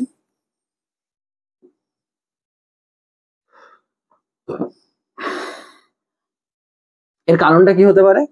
এর যে কারণটা সেটা এটাই যে আজকে যে বিভিন্ন দূরত্বে থাকা বস্তুর যে প্রতিবিম্ব গঠন করতে পারছিল আগে, এই যে এখানে লেন্স ছিল, লেন্সের প্রতিবিম্ব গঠন করতে পারছিল, এখন আর পাচ্ছে না। এখন প্রতিবিম্ব হয়তো আগেই মিলে যাচ্ছে, এই যে আগেই মিলে যাচ্ছে। তার মানে দুটো কারণ হতে পারে, আইদার ওই সিলিয়ারি মাসেলটাকে আর টানতে পারছে না, মানে লেন্সটাকে টেনে বড় করতে পারছে না, তার মানে লেন্সের নমনীয়তা হ্রাস, লেন্সের নমনীয়তা হ্রাস, মানে বক্রতা ব্যাসার্ধ ফোকাস দৈর্ঘ্য বাড়াতে পারছে না। আর 2 নম্বর, অক্ষিগোলক যেন সাইজে বড় হয়ে গেছে। দেখো আগে মিলাতে পারতো, এখন কাছে চলে এসেছে, মানে অক্ষিগোলক যেন সাইজে বড় হয়ে গেছে, এটাও হতে পারে। অক্ষিগোলকের বড় হয়ে যাওয়া, অক্ষিগোলকের আকার বৃদ্ধি। এটা ঠিক করে কি করে? প্রতিকার। প্রতিকারের উপায় হলো, দেখো আলোটা তাড়াতাড়ি মিলে যাচ্ছে, আমরা তাড়াতাড়ি মেলাতে চাইছি না, পেছনে গিয়ে মেলাক, আমরা একটা সামনে অবতল লেন্স ব্যবহার করি, কারণ অবতল লেন্সটা অপসারী লেন্স, ও কি করে আলোটাকে একটু পেছনে গিয়ে মেলায়, মানে অত তাড়াতাড়ি মিলতে দেয় না। তো অবতল লেন্স যুক্ত চশমা ব্যবহার করা, এটাই নর্মালি কিন্তু তোমাদের সবার এই বয়সে বা তোমাদের কারোর বন্ধু বান্ধবের থাকলে এটাই কিন্তু আছে, যে দূরের জিনিস দেখতে সমস্যা হয়, তাই জন্য তারা অবতল লেন্স যুক্ত চশমা ব্যবহার করে। ঠিক আছে, এটা কিন্তু ইম্পর্টেন্ট জিনিস এবং এটা কিন্তু মাথায় রাখবে।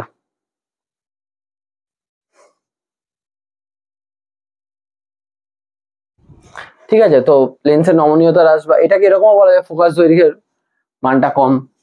ঠিক আছে, এটা স্বল্প দৃষ্টি। আরেকটা যেটা হয় সেটাকে বলে দীর্ঘ দৃষ্টি। এই দীর্ঘ দৃষ্টিটাকে বলে আমরা হাইপারমেট্রোপিয়া। চোখের আরো রোগ হয়, বাট আমাদের সিলেবাসে এইটুকু। এই ক্ষেত্রে কি হয়, এখানে দূরবিন্দু কাছে চলে এসছে, এখানে নিকট বিন্দু দূরে চলে গেছে, তুমি 25 সেন্টিমিটার অব্দি দেখতে পারতে, কিন্তু এখন তুমি এতটা কাছে দেখতে পাচ্ছ, তোমাকে আরো দূরে নিয়ে গিয়ে দেখতে হচ্ছে, মানে কাছের জিনিসের দেখতে সমস্যা।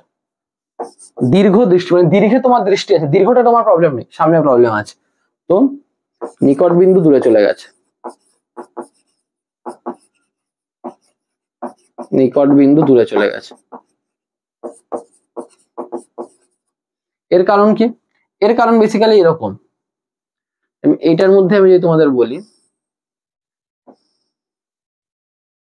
যে আজকে এইখানে লেন্স আছে, আজকে এই খুব সামনে একটা প্রতিবিম্ব এখানে তৈরি করে দিতে পারতো, আগে আগে পারতো সুন্দর একদম রেটিনা, কিন্তু এখন আর পারছে না। এখন কি হচ্ছে, ওটা হয়তো মেলাতে মেলাতে রেটিনার বাইরে গিয়ে মিলছে। মানে কি হচ্ছে, ওকে যে কাছে জিনিসটা দেখার জন্য আরো লেন্সটাকে চাপতে হবে, ওটাকে চাপতে পারছে না। তার মানে কারণ হিসাবে বলতে পারি ওই সেম লেন্সের নমনীয়তা হ্রাসও বলা যায়, বা এটাও বলা যায় আমি ফোকাস দৈর্ঘ্য, ওখানে এমন কি ফোকাস দৈর্ঘ্য বড় হচ্ছে না, ফোকাস দৈর্ঘ্য ছোট হচ্ছে না, লেন্সের ফোকাস দৈর্ঘ্য বৃদ্ধি, কারণ ছোট হলে তাড়াতাড়ি মিলে দিত, লেন্সের ফোকাস দৈর্ঘ্য বড় হয়ে যাচ্ছে, তাই জন্য পেছনে চলে যাচ্ছে। আর সেকেন্ড হতে পারে অক্ষিগোলক যেন ছোট হয়ে গেছে, এখানে অক্ষিগোলক বড় হয়ে গেছিল।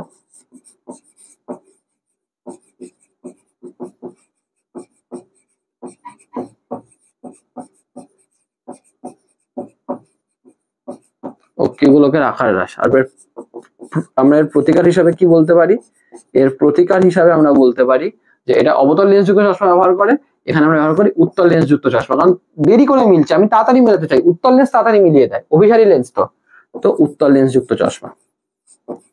তোমাদের মা বাবাদের যদি কারোর পাওয়ার থাকে, দেখবে এই পাওয়ারটা আছে, কাছের জিনিস দেখতে সমস্যা, প্লাস পাওয়ার, উত্তল লেন্স মানে প্লাস পাওয়ার, অবতল লেন্স মানে মাইনাস পাওয়ার। তো মেইনলি এখান থেকে ছবি না, কারণ প্রতিকার, কারণ প্রতিকার এবং জিনিসটা কি এটা আসতে পারে। তো এটা কিন্তু চোখের ক্ষেত্রে ইম্পর্টেন্ট জায়গা, যেটা তোমাদের ভালো করে পড়তে হবে।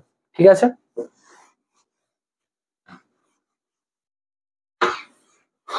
নর্মালি চোখের গুরুত্বপূর্ণ জিনিসপত্র হয়ে গেল। চোখ প্রসঙ্গে আমার আর সেরকম কিছু বলার নেই, তবে একটা জিনিস আছে, সেটা হলো ওই চোখের সাথে ক্যামেরার একটা তুলনার ব্যাপার চলে আসে। এই ক্ষেত্রে চোখের সাথে ক্যামেরার তুলনার ব্যাপারটা, সেটা আমার মনে হয় না তোমার মাধ্যমিকের জন্য খুব একটা ইম্পর্টেন্ট বা তোমাদের লাগবে। হ্যাঁ, ঠিক আমরা বলতে পারি ক্যামেরার পার্টিকুলার টপিকে যে ক্যামেরাতে শাটারের কাজ কি, এটা একটা ইম্পর্টেন্ট প্রশ্ন। আমি ক্যামেরার 2-3টে গুরুত্বপূর্ণ জিনিস আমি তোমাদের বলে রাখছি, যেগুলো তোমাদের একটু জেনে রাখবো।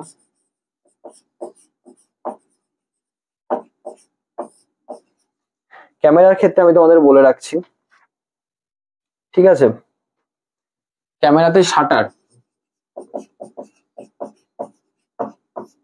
শাটারটা কি? আলোক সম্পাতের সময়, মানে শাটার স্পিড মানে কত তাড়াতাড়ি আলো ক্যাপচার করছে, তো আলোক সম্পাতের সময় নির্ধারণ করে, মানে কতটা আলো পড়বে, আলোক সম্পাতের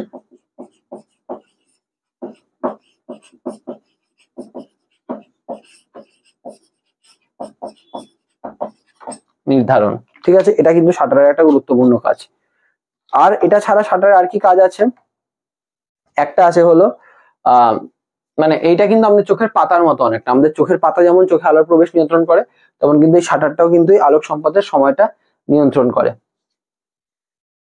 ঠিক আছে, তারপর আরো কি, আমাদের যেমন রেটিনার উপর প্রতিবিম্ব তৈরি হয়, ওখানে কিন্তু ক্যামেরার ফিল্ম থাকে যার উপর প্রতিবিম্ব গঠিত হয়, তো তুমি সেটাও বলতে পারো।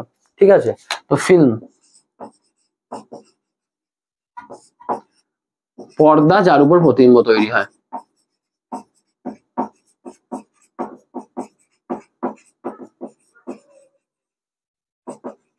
আমাদের চোখে যেমন লেন্স থাকে, তোমরা জানো আমাদের চোখে যেমন লেন্স থাকে ক্যামেরার মধ্যেও লেন্স থাকে, তো সেটা আমাদের কাজে লাগতে পারে, মানে সেটা ক্যামেরার সাথে চোখের একটা সাদৃশ্য। ঠিক আছে, আচ্ছা আরেকটা জিনিস আছে সেটা আমাকে একবার দেখতে হবে, সেটা হলো একটা আলোক নিরুদ্ধ প্রকোষ্ঠ। ওই আলোক নিরুদ্ধ প্রকোষ্ঠটা কিন্তু একটা ইম্পর্টেন্ট জিনিস, যাতে আলোর অবাঞ্ছিত প্রতিফলন রোধ করা যায়, এটা কিন্তু একটা ভাইটাল জিনিস।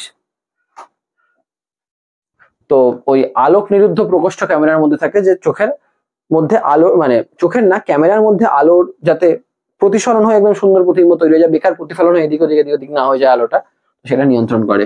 তো আলোক নিরুদ্ধ প্রকোষ্ঠ কালো রঙের হয় ক্যামেরার ভেতরটা, তাই এই দু একটা কারণ জেনে থাকলে আমার মনে হয় তোমার মাধ্যমিকে আর কিছু লাগবে না। ঠিক আছে, যে ক্যামেরার মধ্যে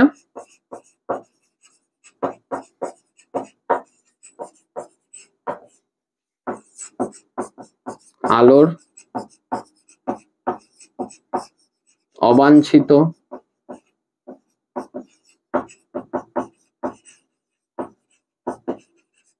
প্রতিফলন রোধ, যাতে প্রতিবিম্বটা ভালো হয়। তো এই জিনিসগুলো কিন্তু তোমাদের মেইনলি লাগবে। ঠিক আছে, এবং আরেকটা জিনিস আছে ক্যামেরার ক্ষেত্রে ডায়াফ্রাম।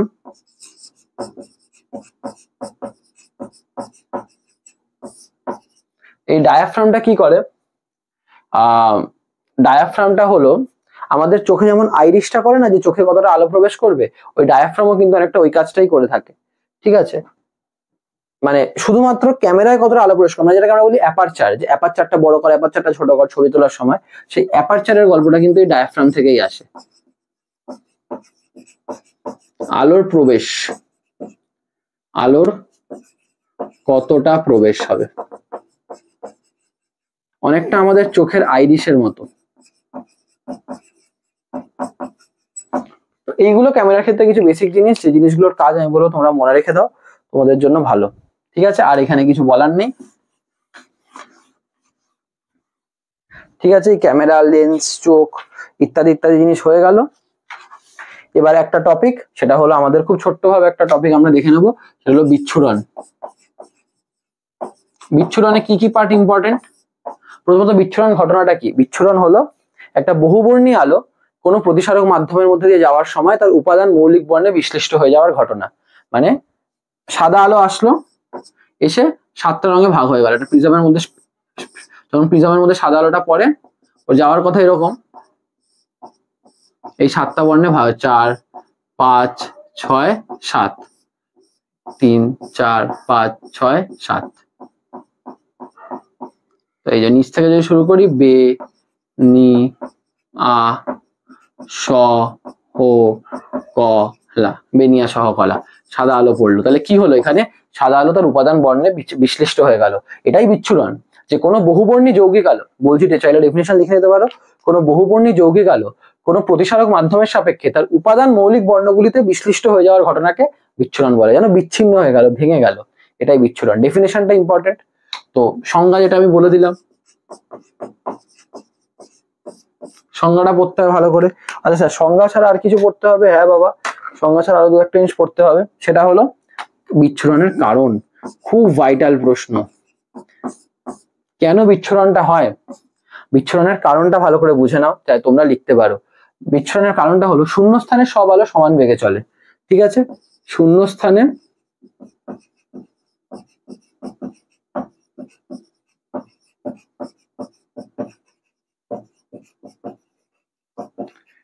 সব আলো সমান বেগে চলে, কিন্তু যখন কোনো প্রতিসারক মাধ্যমের মধ্যে আলোটি পড়ে, মানে যখন মাধ্যম পরিবর্তন হয়, তো মাধ্যম পরিবর্তন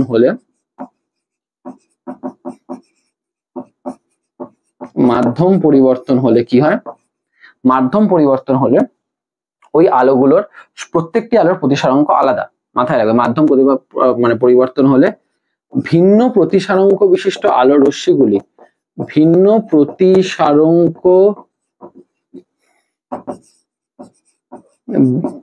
বিশিষ্ট বিভিন্ন বর্ণের রশ্মিগুলির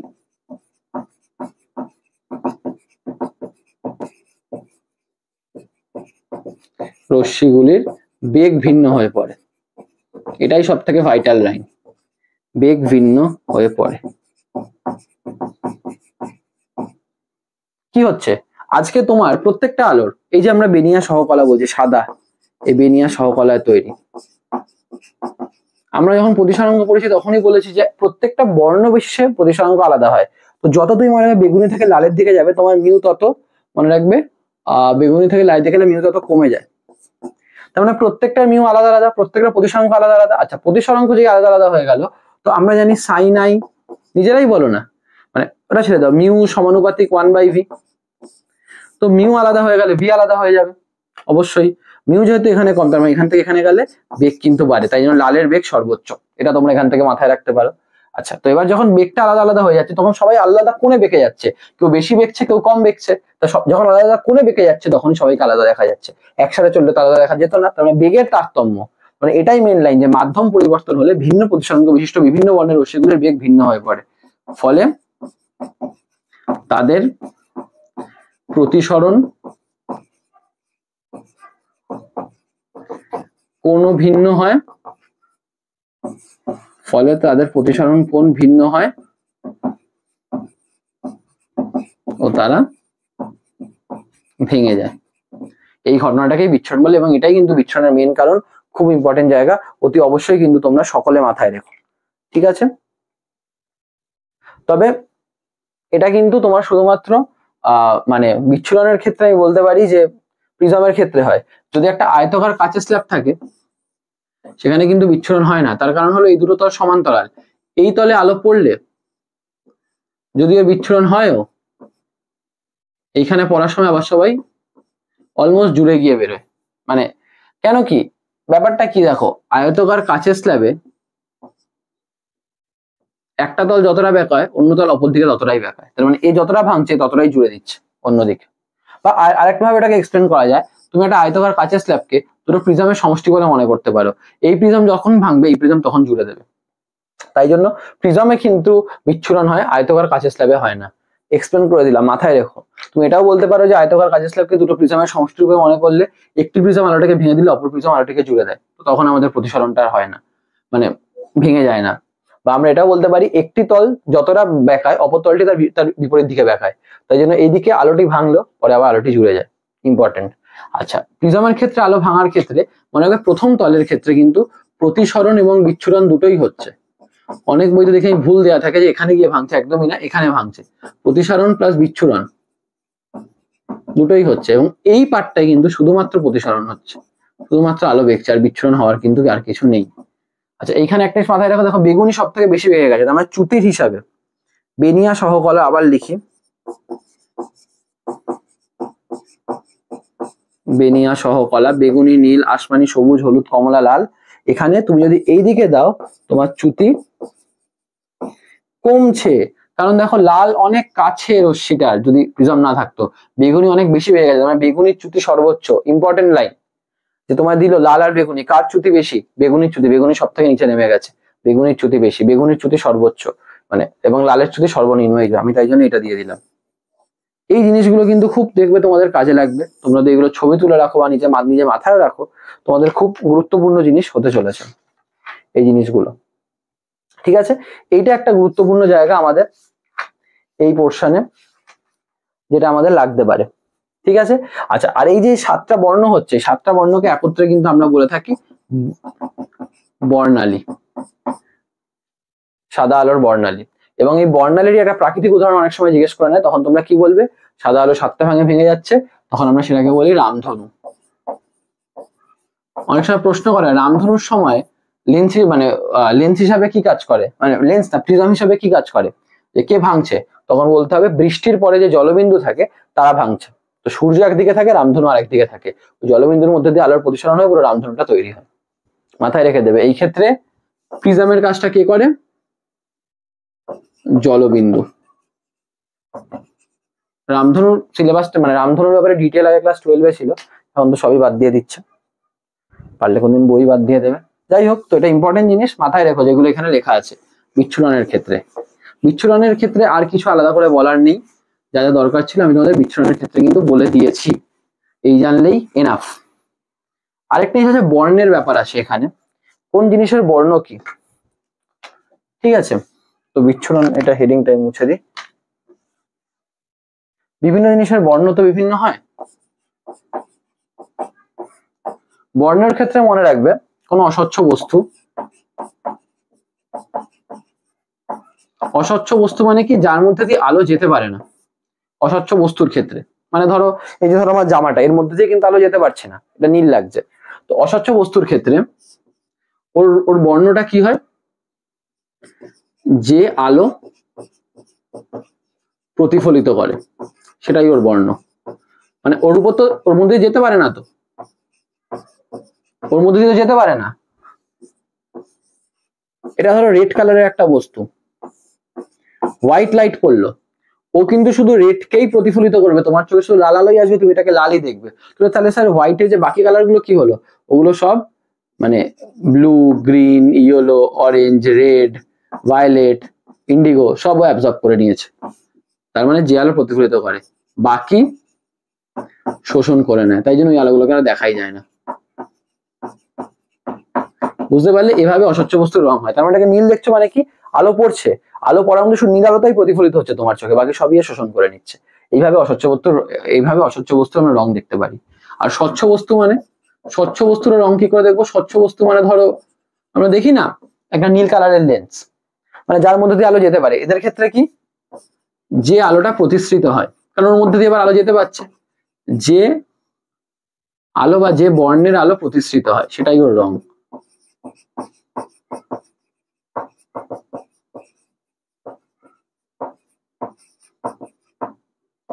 বাকি শোষণ হয়ে যায়, এখানে প্রতিফলনের ব্যাপার নেই। স্বচ্ছ, তোর মধ্যে দিয়ে তো আলো যেতে পারছে, এখানে অস্বচ্ছ বলে যেতে পারছিল না, তাই জন্য কি হচ্ছিল, আলো এসে প্রতিফলন হচ্ছিল। মানে ব্যাপারটা এরকম, একটা ধরো নীল কাঁচ, ব্লু, হোয়াইট লাইট পড়লো, যাবে শুধু ব্লু, বাকি red, green, yellow, orange, indigo, violet সব অ্যাবজর্ব করে নিয়েছে, ঠিক আছে? তো শুধু ব্লু যেতে দিচ্ছে। তো এভাবেই কিন্তু রং হয়। তো আজকে যদি তোমাকে বলে, খুব বিখ্যাত প্রশ্ন এগুলো, যে এটা একটা রেড কালারের ফুল, এটা নীল কালারের কাচের মধ্যে দিয়ে দেখছো, কি দেখাবে? তো আগে বুঝতে হবে যে লাল কালারের উপর আলো পড়ার পর লাল কালার কোন আলো প্রতিফলিত করবে? ওর যে কালার, মানে ও লাল কালার প্রতিফলিত করবে। এবার লাল কালার ব্লু লেন্সের উপর পড়লে ব্লু শুধু কাকে পাস করতে দেবে? স্যার যে বর্ণের তাকেই প্রতিফলিত করবে অবভিয়াসলি। তাহলে ব্লু লালকে কি প্রতিফলিত করবে না, শোষণ করে নেবে, তাহলে কিছুই আমার চোখে আসবে না। তাহলে আমার কি মনে হবে? ব্ল্যাক। ইম্পর্টেন্ট প্রশ্ন, যে নীল কাচের মধ্যে দিয়ে লাল ফুলকে কি দেখাবে? কালো দেখাবে, ঠিক আছে? বা আমরা কোনো পাতার রং সবুজ দেখি কেন? গ্রিন।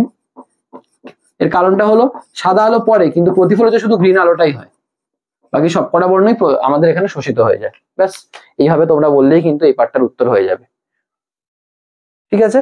তো বর্ণের জায়গাটাও কিন্তু আমাদের হয়ে গেল, বর্ণের ক্ষেত্রেও আর কিছু সেরকম বলার নেই। আর লাস্টের দুটো জিনিস, জানি ভিডিওটা বড় টড় হয়ে যাচ্ছে হয়তো, তোমাদের অনেকগুলো জিনিসই থাকে তো বলার, তাই জন্য আমাকেও বলে দিতে হয়। সেটা হলো আমাদের যে তড়িৎ চুম্বকীয় তরঙ্গ,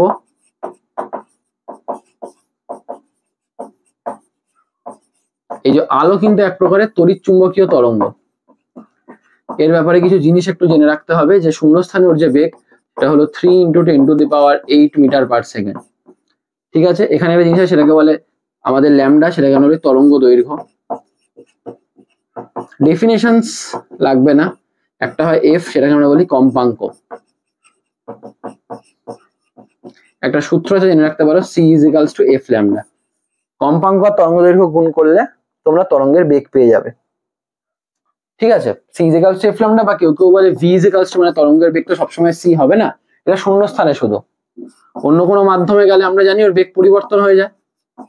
তো এফ ল্যামডা। এখানে মনে রাখবে যে কম্পাঙ্ক এটা নির্ভর করে উৎসের উপর, মানে কোথা থেকে আলো আসছে, কোন মাধ্যমে যাচ্ছে মাধ্যমের উপর নির্ভর করে না, মাধ্যমের উপর নির্ভরশীল নয়। ঠিক আছে, কিন্তু এই যে ল্যামডা উৎসের উপর না, মাধ্যমের উপর নির্ভরশীল, মাধ্যম পরিবর্তনে ও পরিবর্তন হয়ে যায়, মাধ্যমের উপর নির্ভরশীল, মনে রাখবে। আর কি মনে রাখতে হবে? আর মনে রাখতে হবে হলো এই যে ভি, বেগ, এটাও মাধ্যমের উপর নির্ভরশীল, শুধু কম্পাঙ্ক নয়। তাই জন্য প্রশ্ন করে প্রতিফলনের ফলে আলোর কোন ধর্ম অপরিবর্তিত থাকে? না, প্রতিফলনে সবই অপরিবর্তিত থাকে, কারণ একই মাধ্যমে আছে, বেগ, তরঙ্গ দৈর্ঘ্য, কম্পাঙ্ক। কিন্তু প্রতিসরণে কোন ধর্ম অপরিবর্তিত থাকে? তখন উত্তর দিতে হবে কম্পাঙ্ক, কারণ কম্পাঙ্ক উৎসের উপর নির্ভর করে, মাধ্যমের উপর নয়, কারণ মাধ্যমের তরঙ্গ দৈর্ঘ্য আর ভি দুটোই চেঞ্জ হয়ে যায়। এটা একটা জিনিস। আর একটা হলো যে বেনিয়া সহকলা,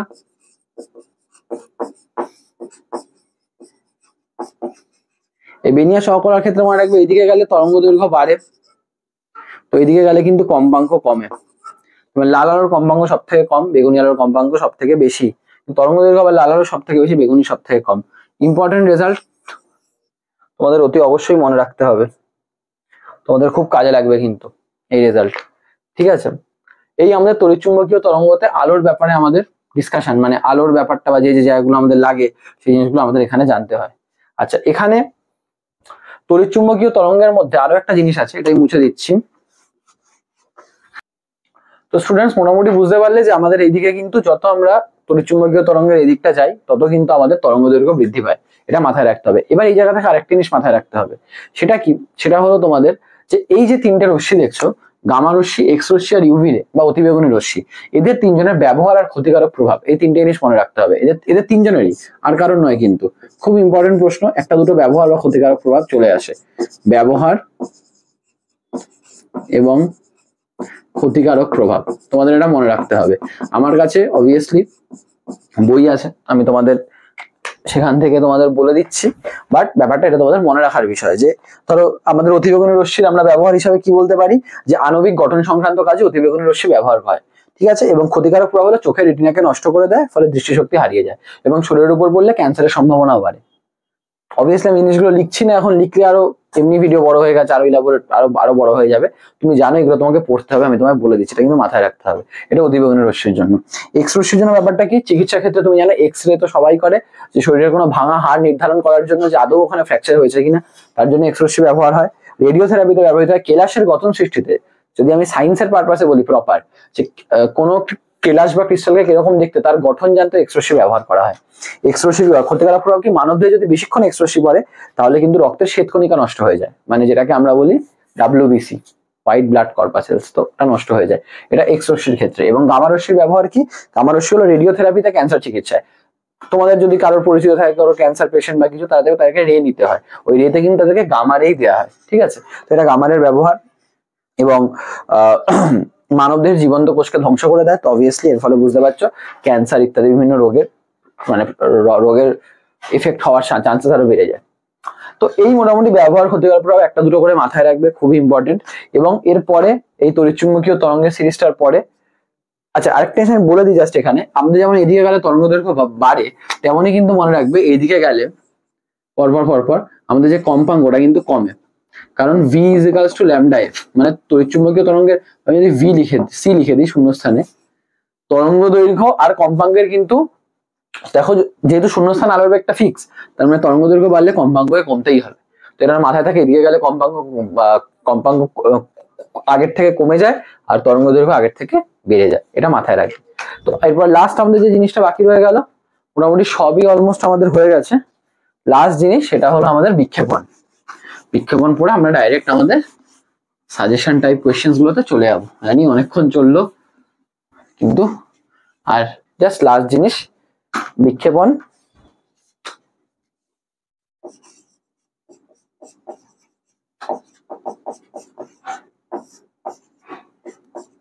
ঠিক আছে, বিক্ষেপণের ঘটনাটা কি দেখো, বিক্ষেপণের ঘটনাটা তোমরা অনেকেই জানো। বিক্ষেপণের সংজ্ঞাটা প্রথমত মাথায় রাখবে। সংজ্ঞাটার ক্ষেত্রে তুমি বলতে পারো যে, যেমন এখানে একদম প্রপার সংজ্ঞা যেটা দেওয়া আছে, বায়ুমণ্ডলে অবস্থিত বিভিন্ন গ্যাসীয় অণু অপেক্ষাকৃত দীর্ঘ তরঙ্গ দৈর্ঘ্য বিশিষ্ট সূর্যালোক শোষণ করে এবং শোষিত আলোক শক্তিকে চতুর্দিকে বিস্তার ঘটায়। এই পদ্ধতিকে আলো চারিদিকে ছড়িয়ে দেওয়ার ঘটনাকে বলা হয় বিক্ষেপণ। বইতে আছে সংজ্ঞা। সংজ্ঞার ক্ষেত্রে দেখো, তুমি 10-এ পড়ছো, আজকে মার্কস তোমার একটা তোলা একটা প্রাইম প্রায়োরিটি জিনিস। বোঝা আলাদা কথা, লেখা কিন্তু আলাদা কথা। সবসময় নিজের মুখের ভাষা লিখে দিলেই হয় না, একটু বইয়ের ভাষা লিখতে হয়, তাতে লেখার গড়নটা বা লেখার ধরনটা সুন্দর হয়। তো এই সংজ্ঞাটা যেটা আমি বললাম, দরকার পড়লে একটু আস্তে করে শোনো, শুনে নিয়ে কিন্তু এটা লিখে নাও, যদি বইতে থাকে তাহলে মাথায় রেখে নাও। তো এই সংজ্ঞাটা কিন্তু খুব ইম্পর্টেন্ট। মেন গল্পটা কি? মেন গল্পটা হলো যে আলো, এই সূর্যের আলো যে আসে, বুঝিয়ে দেওয়াটা তো ব্যাপারই নয়। এই বায়ুমণ্ডলে বিভিন্ন কণা আছে, এই কণাগুলোর মধ্যে কি হয়, বিভিন্ন দীর্ঘ তরঙ্গ বিশিষ্ট যে রশ্মিগুলো আসে, তারা এই কণার দ্বারা কিছুটা মাত্রায় শোষিত হয়, কিছুটা মাত্রায় কণার দ্বারা এই তরঙ্গ দৈর্ঘ্য বিশিষ্ট আলোগুলো রশ্মিটা মানে শক্তিটা শোষিত হয় এবং অনেকটা অংশই মানে এরকম চতুর্দিকে এরা ছড়িয়ে দেয়। এই যে ছড়িয়ে দিচ্ছে, এই ঘটনাটাকেই বলে, এবং এটা বারবার প্রতিফলনের মাধ্যমেই ছড়ায়, হয়তো এখান থেকে প্রতিফলন, এখান থেকে আস্তে আস্তে ছড়িয়ে যাচ্ছে পুরো। এই ঘটনাটাকেই বলা হচ্ছে হলো বিক্ষেপণ। ঠিক আছে, বিক্ষেপণ মেনলি মনে করি দুটো জিনিসের উপর নির্ভর করে। এক হলো বিক্ষিপ্ত আলোর তরঙ্গ দৈর্ঘ্য, বিক্ষিপ্ত আলোর তরঙ্গ দৈর্ঘ্য এটার উপর ম্যাটার করে বা নির্ভর করে। আর একটা হলো যে কণাগুলো বিক্ষিপ্ত করছে তাদের আকার। তো বিক্ষেপণকারী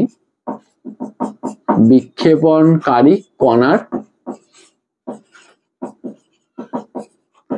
আকার, এদের দুজনের উপর নির্ভর করে।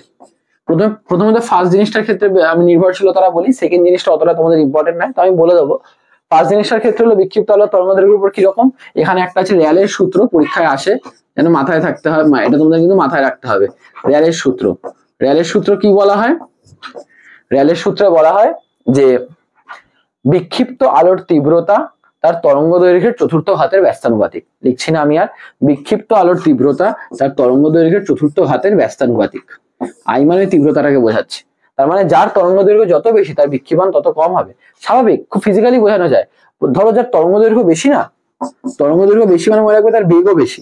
তার মানে যার তরঙ্গ দৈর্ঘ্য বেশি সে খুব স্পিডে আসছে, তাকে তার রাস্তা থেকে ছড়িয়ে দেওয়া খুব মুশকিল। যে আস্তে আস্তে আসছে তাকে তুমি ধাক্কাধুক্কি মেরে সরিয়ে দিতে পারবে।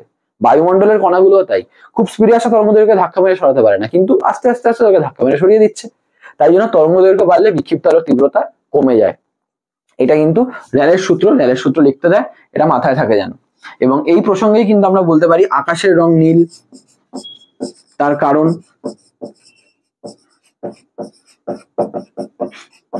আকাশের রং কেন নীল। ঠিক আছে, তোমরা বুঝতেই পারছো, আমরা যে আমাদের বেনিয়া সহকলা দেখি, ওই বেনিয়া সহকলার মধ্যে তুমি যত বেগুনি থেকে লালের দিকে যাবে তত তোমার তরঙ্গ দৈর্ঘ্য কি হয়, বেড়ে যায়। তরঙ্গ দৈর্ঘ্য বেড়ে গেলে কি হবে, বিক্ষেপণ কম হবে। তার মানে বেগুনি, নীল, আসমানি এদের বিক্ষেপণটা তুলনামূলকভাবে বেশি হয়, তার মানে এরা বেশি ছড়িয়ে যায়।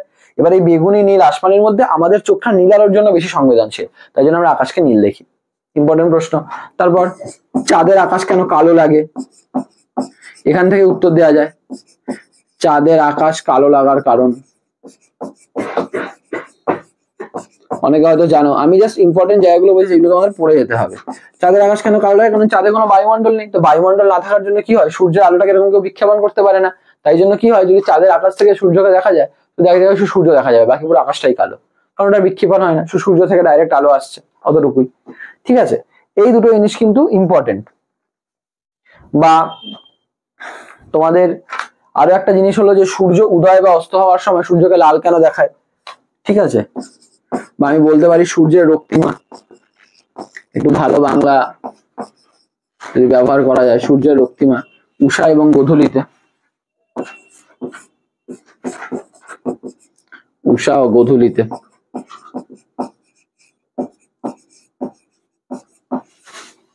এর কারণটা কি, এর কারণ হলো সূর্য যখন মানে উষা বা গোধূলি মানে একদম ভোরের আগে, গোধূলি মানে বুঝতে পারছো একদম সন্ধ্যেবেলার জাস্ট সন্ধ্যে হবে তার আগে আগে। তো তো সেই সময় সূর্য একদম দিগন্ত রেখার কাছে থাকে। তো দিগন্ত রেখার কাছে থাকার জন্য কি হয়, তখন সূর্যের থেকে খুব কমই আলো আমাদের কাছে পৌঁছায়। এবার এর মধ্যে কি হয়, অধিকাংশ আলোগুলোর বিক্ষেপণ হয়ে যায়। যার তরঙ্গ দৈর্ঘ্য কম, মানে লাল, কমলা, এদের তরঙ্গ দৈর্ঘ্য কম, তাই জন্য এদের বিক্ষেপণ মানে এর তরঙ্গ দৈর্ঘ্য বেশি, তাই জন্য বিক্ষেপণটা কম হয়, তাই জন্য এটা অনেক দূর থেকেও স্ট্রেট আসে। তাই জন্য সূর্যের জায়গাটা লাল কমলা ওরকম লাগে, বাকি আকাশটা কিন্তু নীল রঙের মানে নর্মাল অন্যান্য রঙের থাকে। তো এটা হলো সূর্যের রক্তিমার কারণ। তো এই জিনিসগুলো কিন্তু তোমাদের একটু মাথায় রাখতে হবে, এইগুলো তোমাদের খুব কাজে লাগবে। এবং এখানে আরেকটা জিনিস আছে, সেটা হলো বিপদ সংকেত হিসাবে লাল রং ব্যবহার। বিপদ সংকেতে লাল রং,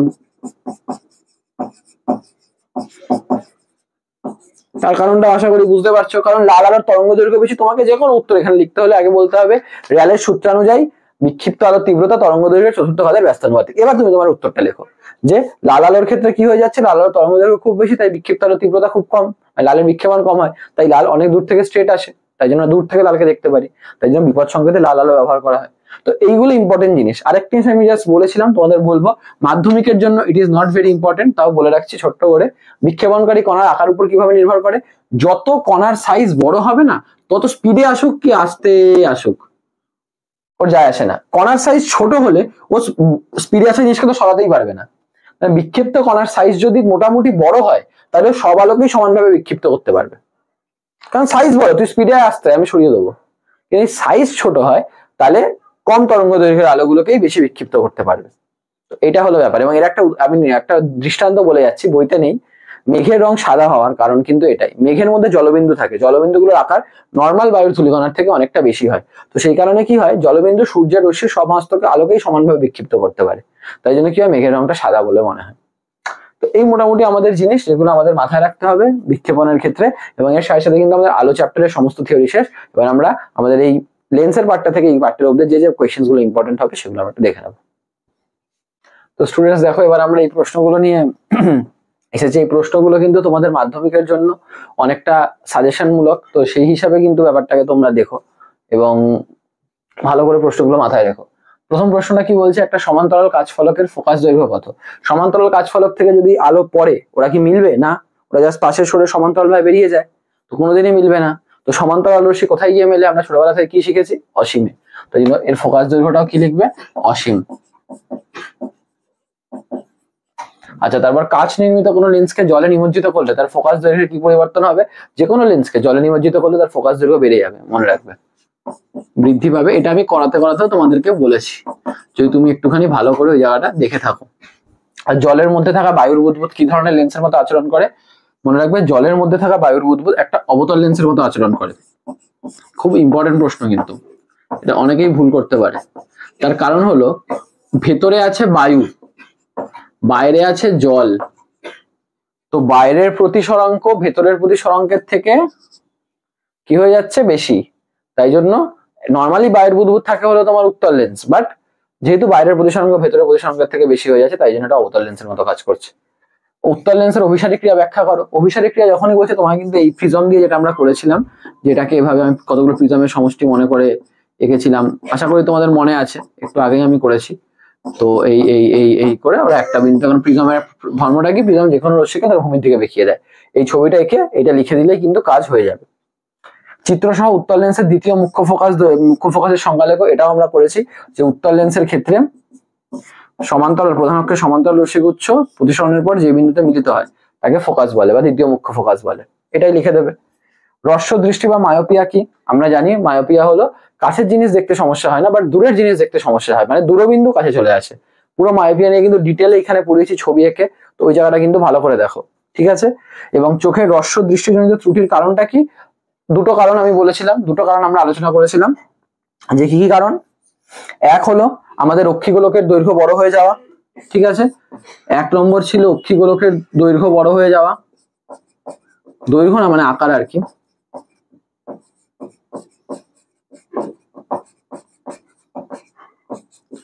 আর আমাদের চোখের যে লেন্সটা আছে তার ফোকাস দৈর্ঘ্যের মানটা কমে যাওয়া, মানে সেটাকে আমরা টেনে বাড়াতে পারছি না, যেন দূরের জিনিস দেখতে পারো, মানে সিলাই মাসেল আর পাচ্ছে না আর কি। তো ফোকাস দৈর্ঘ্য এফ কমে যাওয়া, ওই জিনিসটাকে একটু গুছিয়ে লিখেছিলাম, ছবি দিয়ে বুঝিয়েছিলাম একটু আগে, তো ওই জায়গাটা কিন্তু অবশ্যই ভালো করে দেখো, ঠিক আছে। এবার আমরা আরো প্রশ্ন দেখবো। তো দেখো এবার এই স্টুডেন্ট মানে এই প্রশ্নগুলো দেখো। যে উত্তল লেন্সের সাহায্যে কিভাবে বস্তুর অসৎ সমশিষ্ট আর বিবর্ধিত প্রতিবিম্ব গঠিত হয় তা চিত্রসহ ব্যাখ্যা করো। তো উত্তল লেন্সের সাহায্যে অসৎ সমশিষ্ট বিবর্ধিত আমরা জানি একটা কেসেই তৈরি হয়। কোন কেসটা? যখন উত্তল লেন্সের ফোকাসের মধ্যে কোনো বস্তু থাকে, তোমরা জানো এই একটা সমান্তরাল গিয়ে ফোকাস দিয়ে যায়, আলোক কেন্দ্র দিয়ে এরকম যায়, মনে হয় পেছন থেকে আসছে। আমি অলরেডি এটা মানে আঁকিয়েছি, তো একইভাবে কিন্তু ভালোভাবে ব্যাপারটা কিন্তু এঁকো, তাহলেই নাম্বার পেয়ে যাবে। ব্যাখ্যা করা মানে ওরকম কিছু ব্যাপার না, ছবিটা আঁকবে, ছবিটা এঁকে জাস্ট ইয়েগুলো ডেসক্রিপশনটা বলে দেবে যে কোনটা লেন্স, কোনটা বস্তু, কোনটা প্রতিবিম্ব, এরকম নাম দিয়ে দেবে, A B, a dash, B dash, এরকম ভাবে। আচ্ছা, যারা যারা যদি এই জায়গাটাই প্রথম দেখো, আগে জায়গাগুলো দেখোনি, তারা হয়তো ভাবছো স্যার এটা কিভাবে সাজেশন করাচ্ছে। স্যার আগে 1 ঘন্টা ধরে বাবা পড়িয়ে এসছে এই জিনিসগুলো, মেন পয়েন্ট গুলো, তো সেগুলো একটু দেখতে হবে।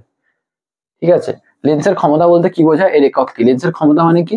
ক্ষমতা মানে বলেছি P = 1/f। তাহলে ফোকাসের অনন্যককে আমরা বলি ক্ষমতা।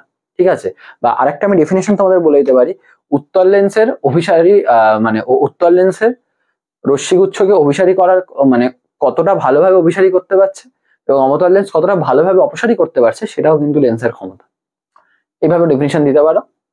ঠিক আছে, আর এটা হলো ম্যাথমেটিক্যাল ডেফিনেশন যে ফোকাস দৈর্ঘ্যের অনন্যকটাকে আমরা ক্ষমতা বলি, এককটাকে বলে ডায়োপ্টার, ডি দিয়ে লেখে। একটি উত্তল লেন্স থেকে 20 সেন্টিমিটার দূরে একটি বস্তু রাখার ফলে উৎপন্ন প্রতিবিম্ব কোনো দিকেই পাওয়া গেল না, ওই লেন্সের ফোকাস দূরত্ব কত? আমরা জানি উত্তল লেন্সের ফোকাসে যদি কোনো বস্তু থাকে, ওটার একটা সমান্তরাল গিয়ে একটা মানে ফোকাস দিয়ে যায়, একটা আলোক কেন্দ্র দিয়ে স্ট্রেট যায়, তো এরা দুজন কোনোদিনই মিলিত হয় না, সমান্তরাল। তার মানে যদি প্রতিবিম্ব নাই দেখতে পাই, তার মানে কোনোদিনই মিলিত হচ্ছে না, তার মানে নিশ্চয়ই বস্তুটা তার ফোকাসে আছে, তার মানে বস্তু দূরত্বটাই ফোকাস দূরত্ব, তার মানে অ্যান্সার হবে 20 সেন্টিমিটার ফোকাস দূরত্ব। তার মানে কি কনসেপ্ট থেকে আমি বুঝলাম যে কোন উত্তরটা ঠিক হবে। একটি নীল কাচের মধ্যে দিয়ে সাদা ফুল কেমন দেখাবে? দেখো, নীল কাচের মধ্যে দিয়ে সাদা ফুল, তার মানে তোমার ফুলের রং হলো সাদা। আমি ওটা ভালো আঁকি না।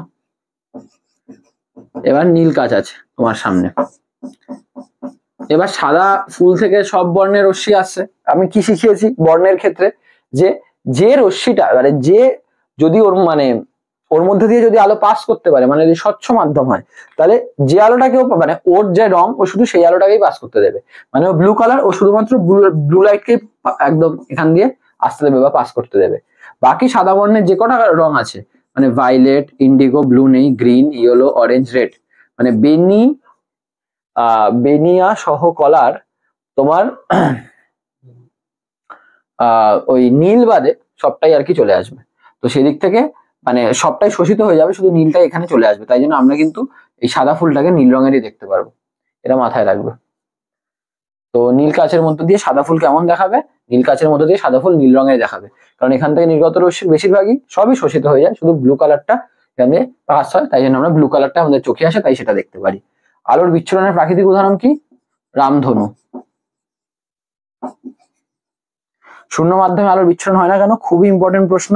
শূন্য মাধ্যমে আলোর বিচ্ছুরণ না হওয়ার কারণ কিন্তু খুব সিম্পল, যে শূন্য মাধ্যমে সব আলো, এটাও আমি আলোচনা করেছি, শূন্য মাধ্যমে সব আলো সমান বেগে চলে, এবং যেহেতু আলোগুলো সবাই সমান বেগে চলে, তাই জন্য কারোর মধ্যে কোনো মানে বেগে আলাদা করে চলার জন্য তাদের প্রতিসরাঙ্কের কোনো পরিবর্তন হয় না।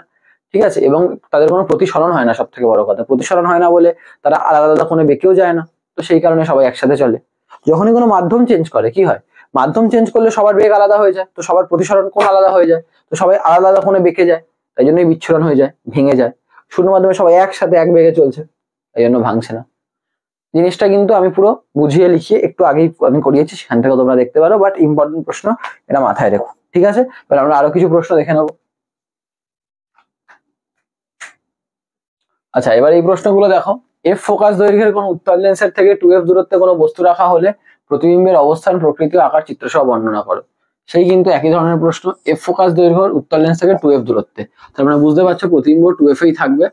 এই জিনিসগুলো কিন্তু আগেই মাথায় রাখতে হবে, এই f1 2f1 এইগুলো আগে লিখে ফেলতে হবে, যেভাবে আমি ছবিগুলো আঁকিয়েছি সেভাবে আঁকতে হবে। তুমি 2f এ রেখেছো, এই সমান্তরাল রশ্মি গেল, এই ফোকাস দিয়ে গেল, এই আলোক কেন্দ্র দিয়ে গেল, একদম 2f এ মিললো, একই বস্তু একই প্রতিবিম্ব। অবশ্যই স্কেল পেন্সিল দিয়ে করবে, লিখে দেবে বস্তুর প্রতিবিম্বের প্রকৃতিটা, যে সদ অবশিষ্ট বস্তুরা আর প্রতিবিম্বের সমান সাইজের, আর অপর দিকে 2f দূরত্বে তৈরি হয়েছে। এক্স রশ্মির ব্যবহারও একটি ক্ষতিকারক প্রভাব। আমি যখনই পড়াচ্ছিলাম তোমাদের তখনই আমি বলেছি এক্স রশ্মি, ইউভি রশ্মি, গামা রশ্মি। ওই দুটো লিখিনি মানে ওই দুটো ইম্পর্টেন্ট নয়, এটা কিন্তু নয়।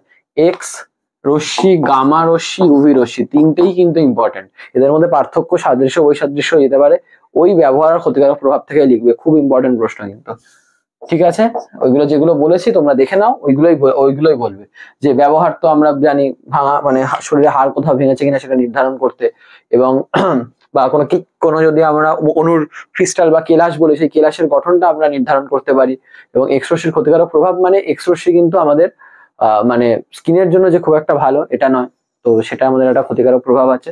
তো তাও এটা তো আমি শুধু এক্স রশ্মির ক্ষেত্রে তোমাকে বললাম, আমি একটু আগে কিন্তু ওই জায়গাটা এক্স রশ্মি, ইউভি রশ্মি, গামা রশ্মি সবই বলেছি, ওই জায়গাটা ভালো করে দেখে নিও।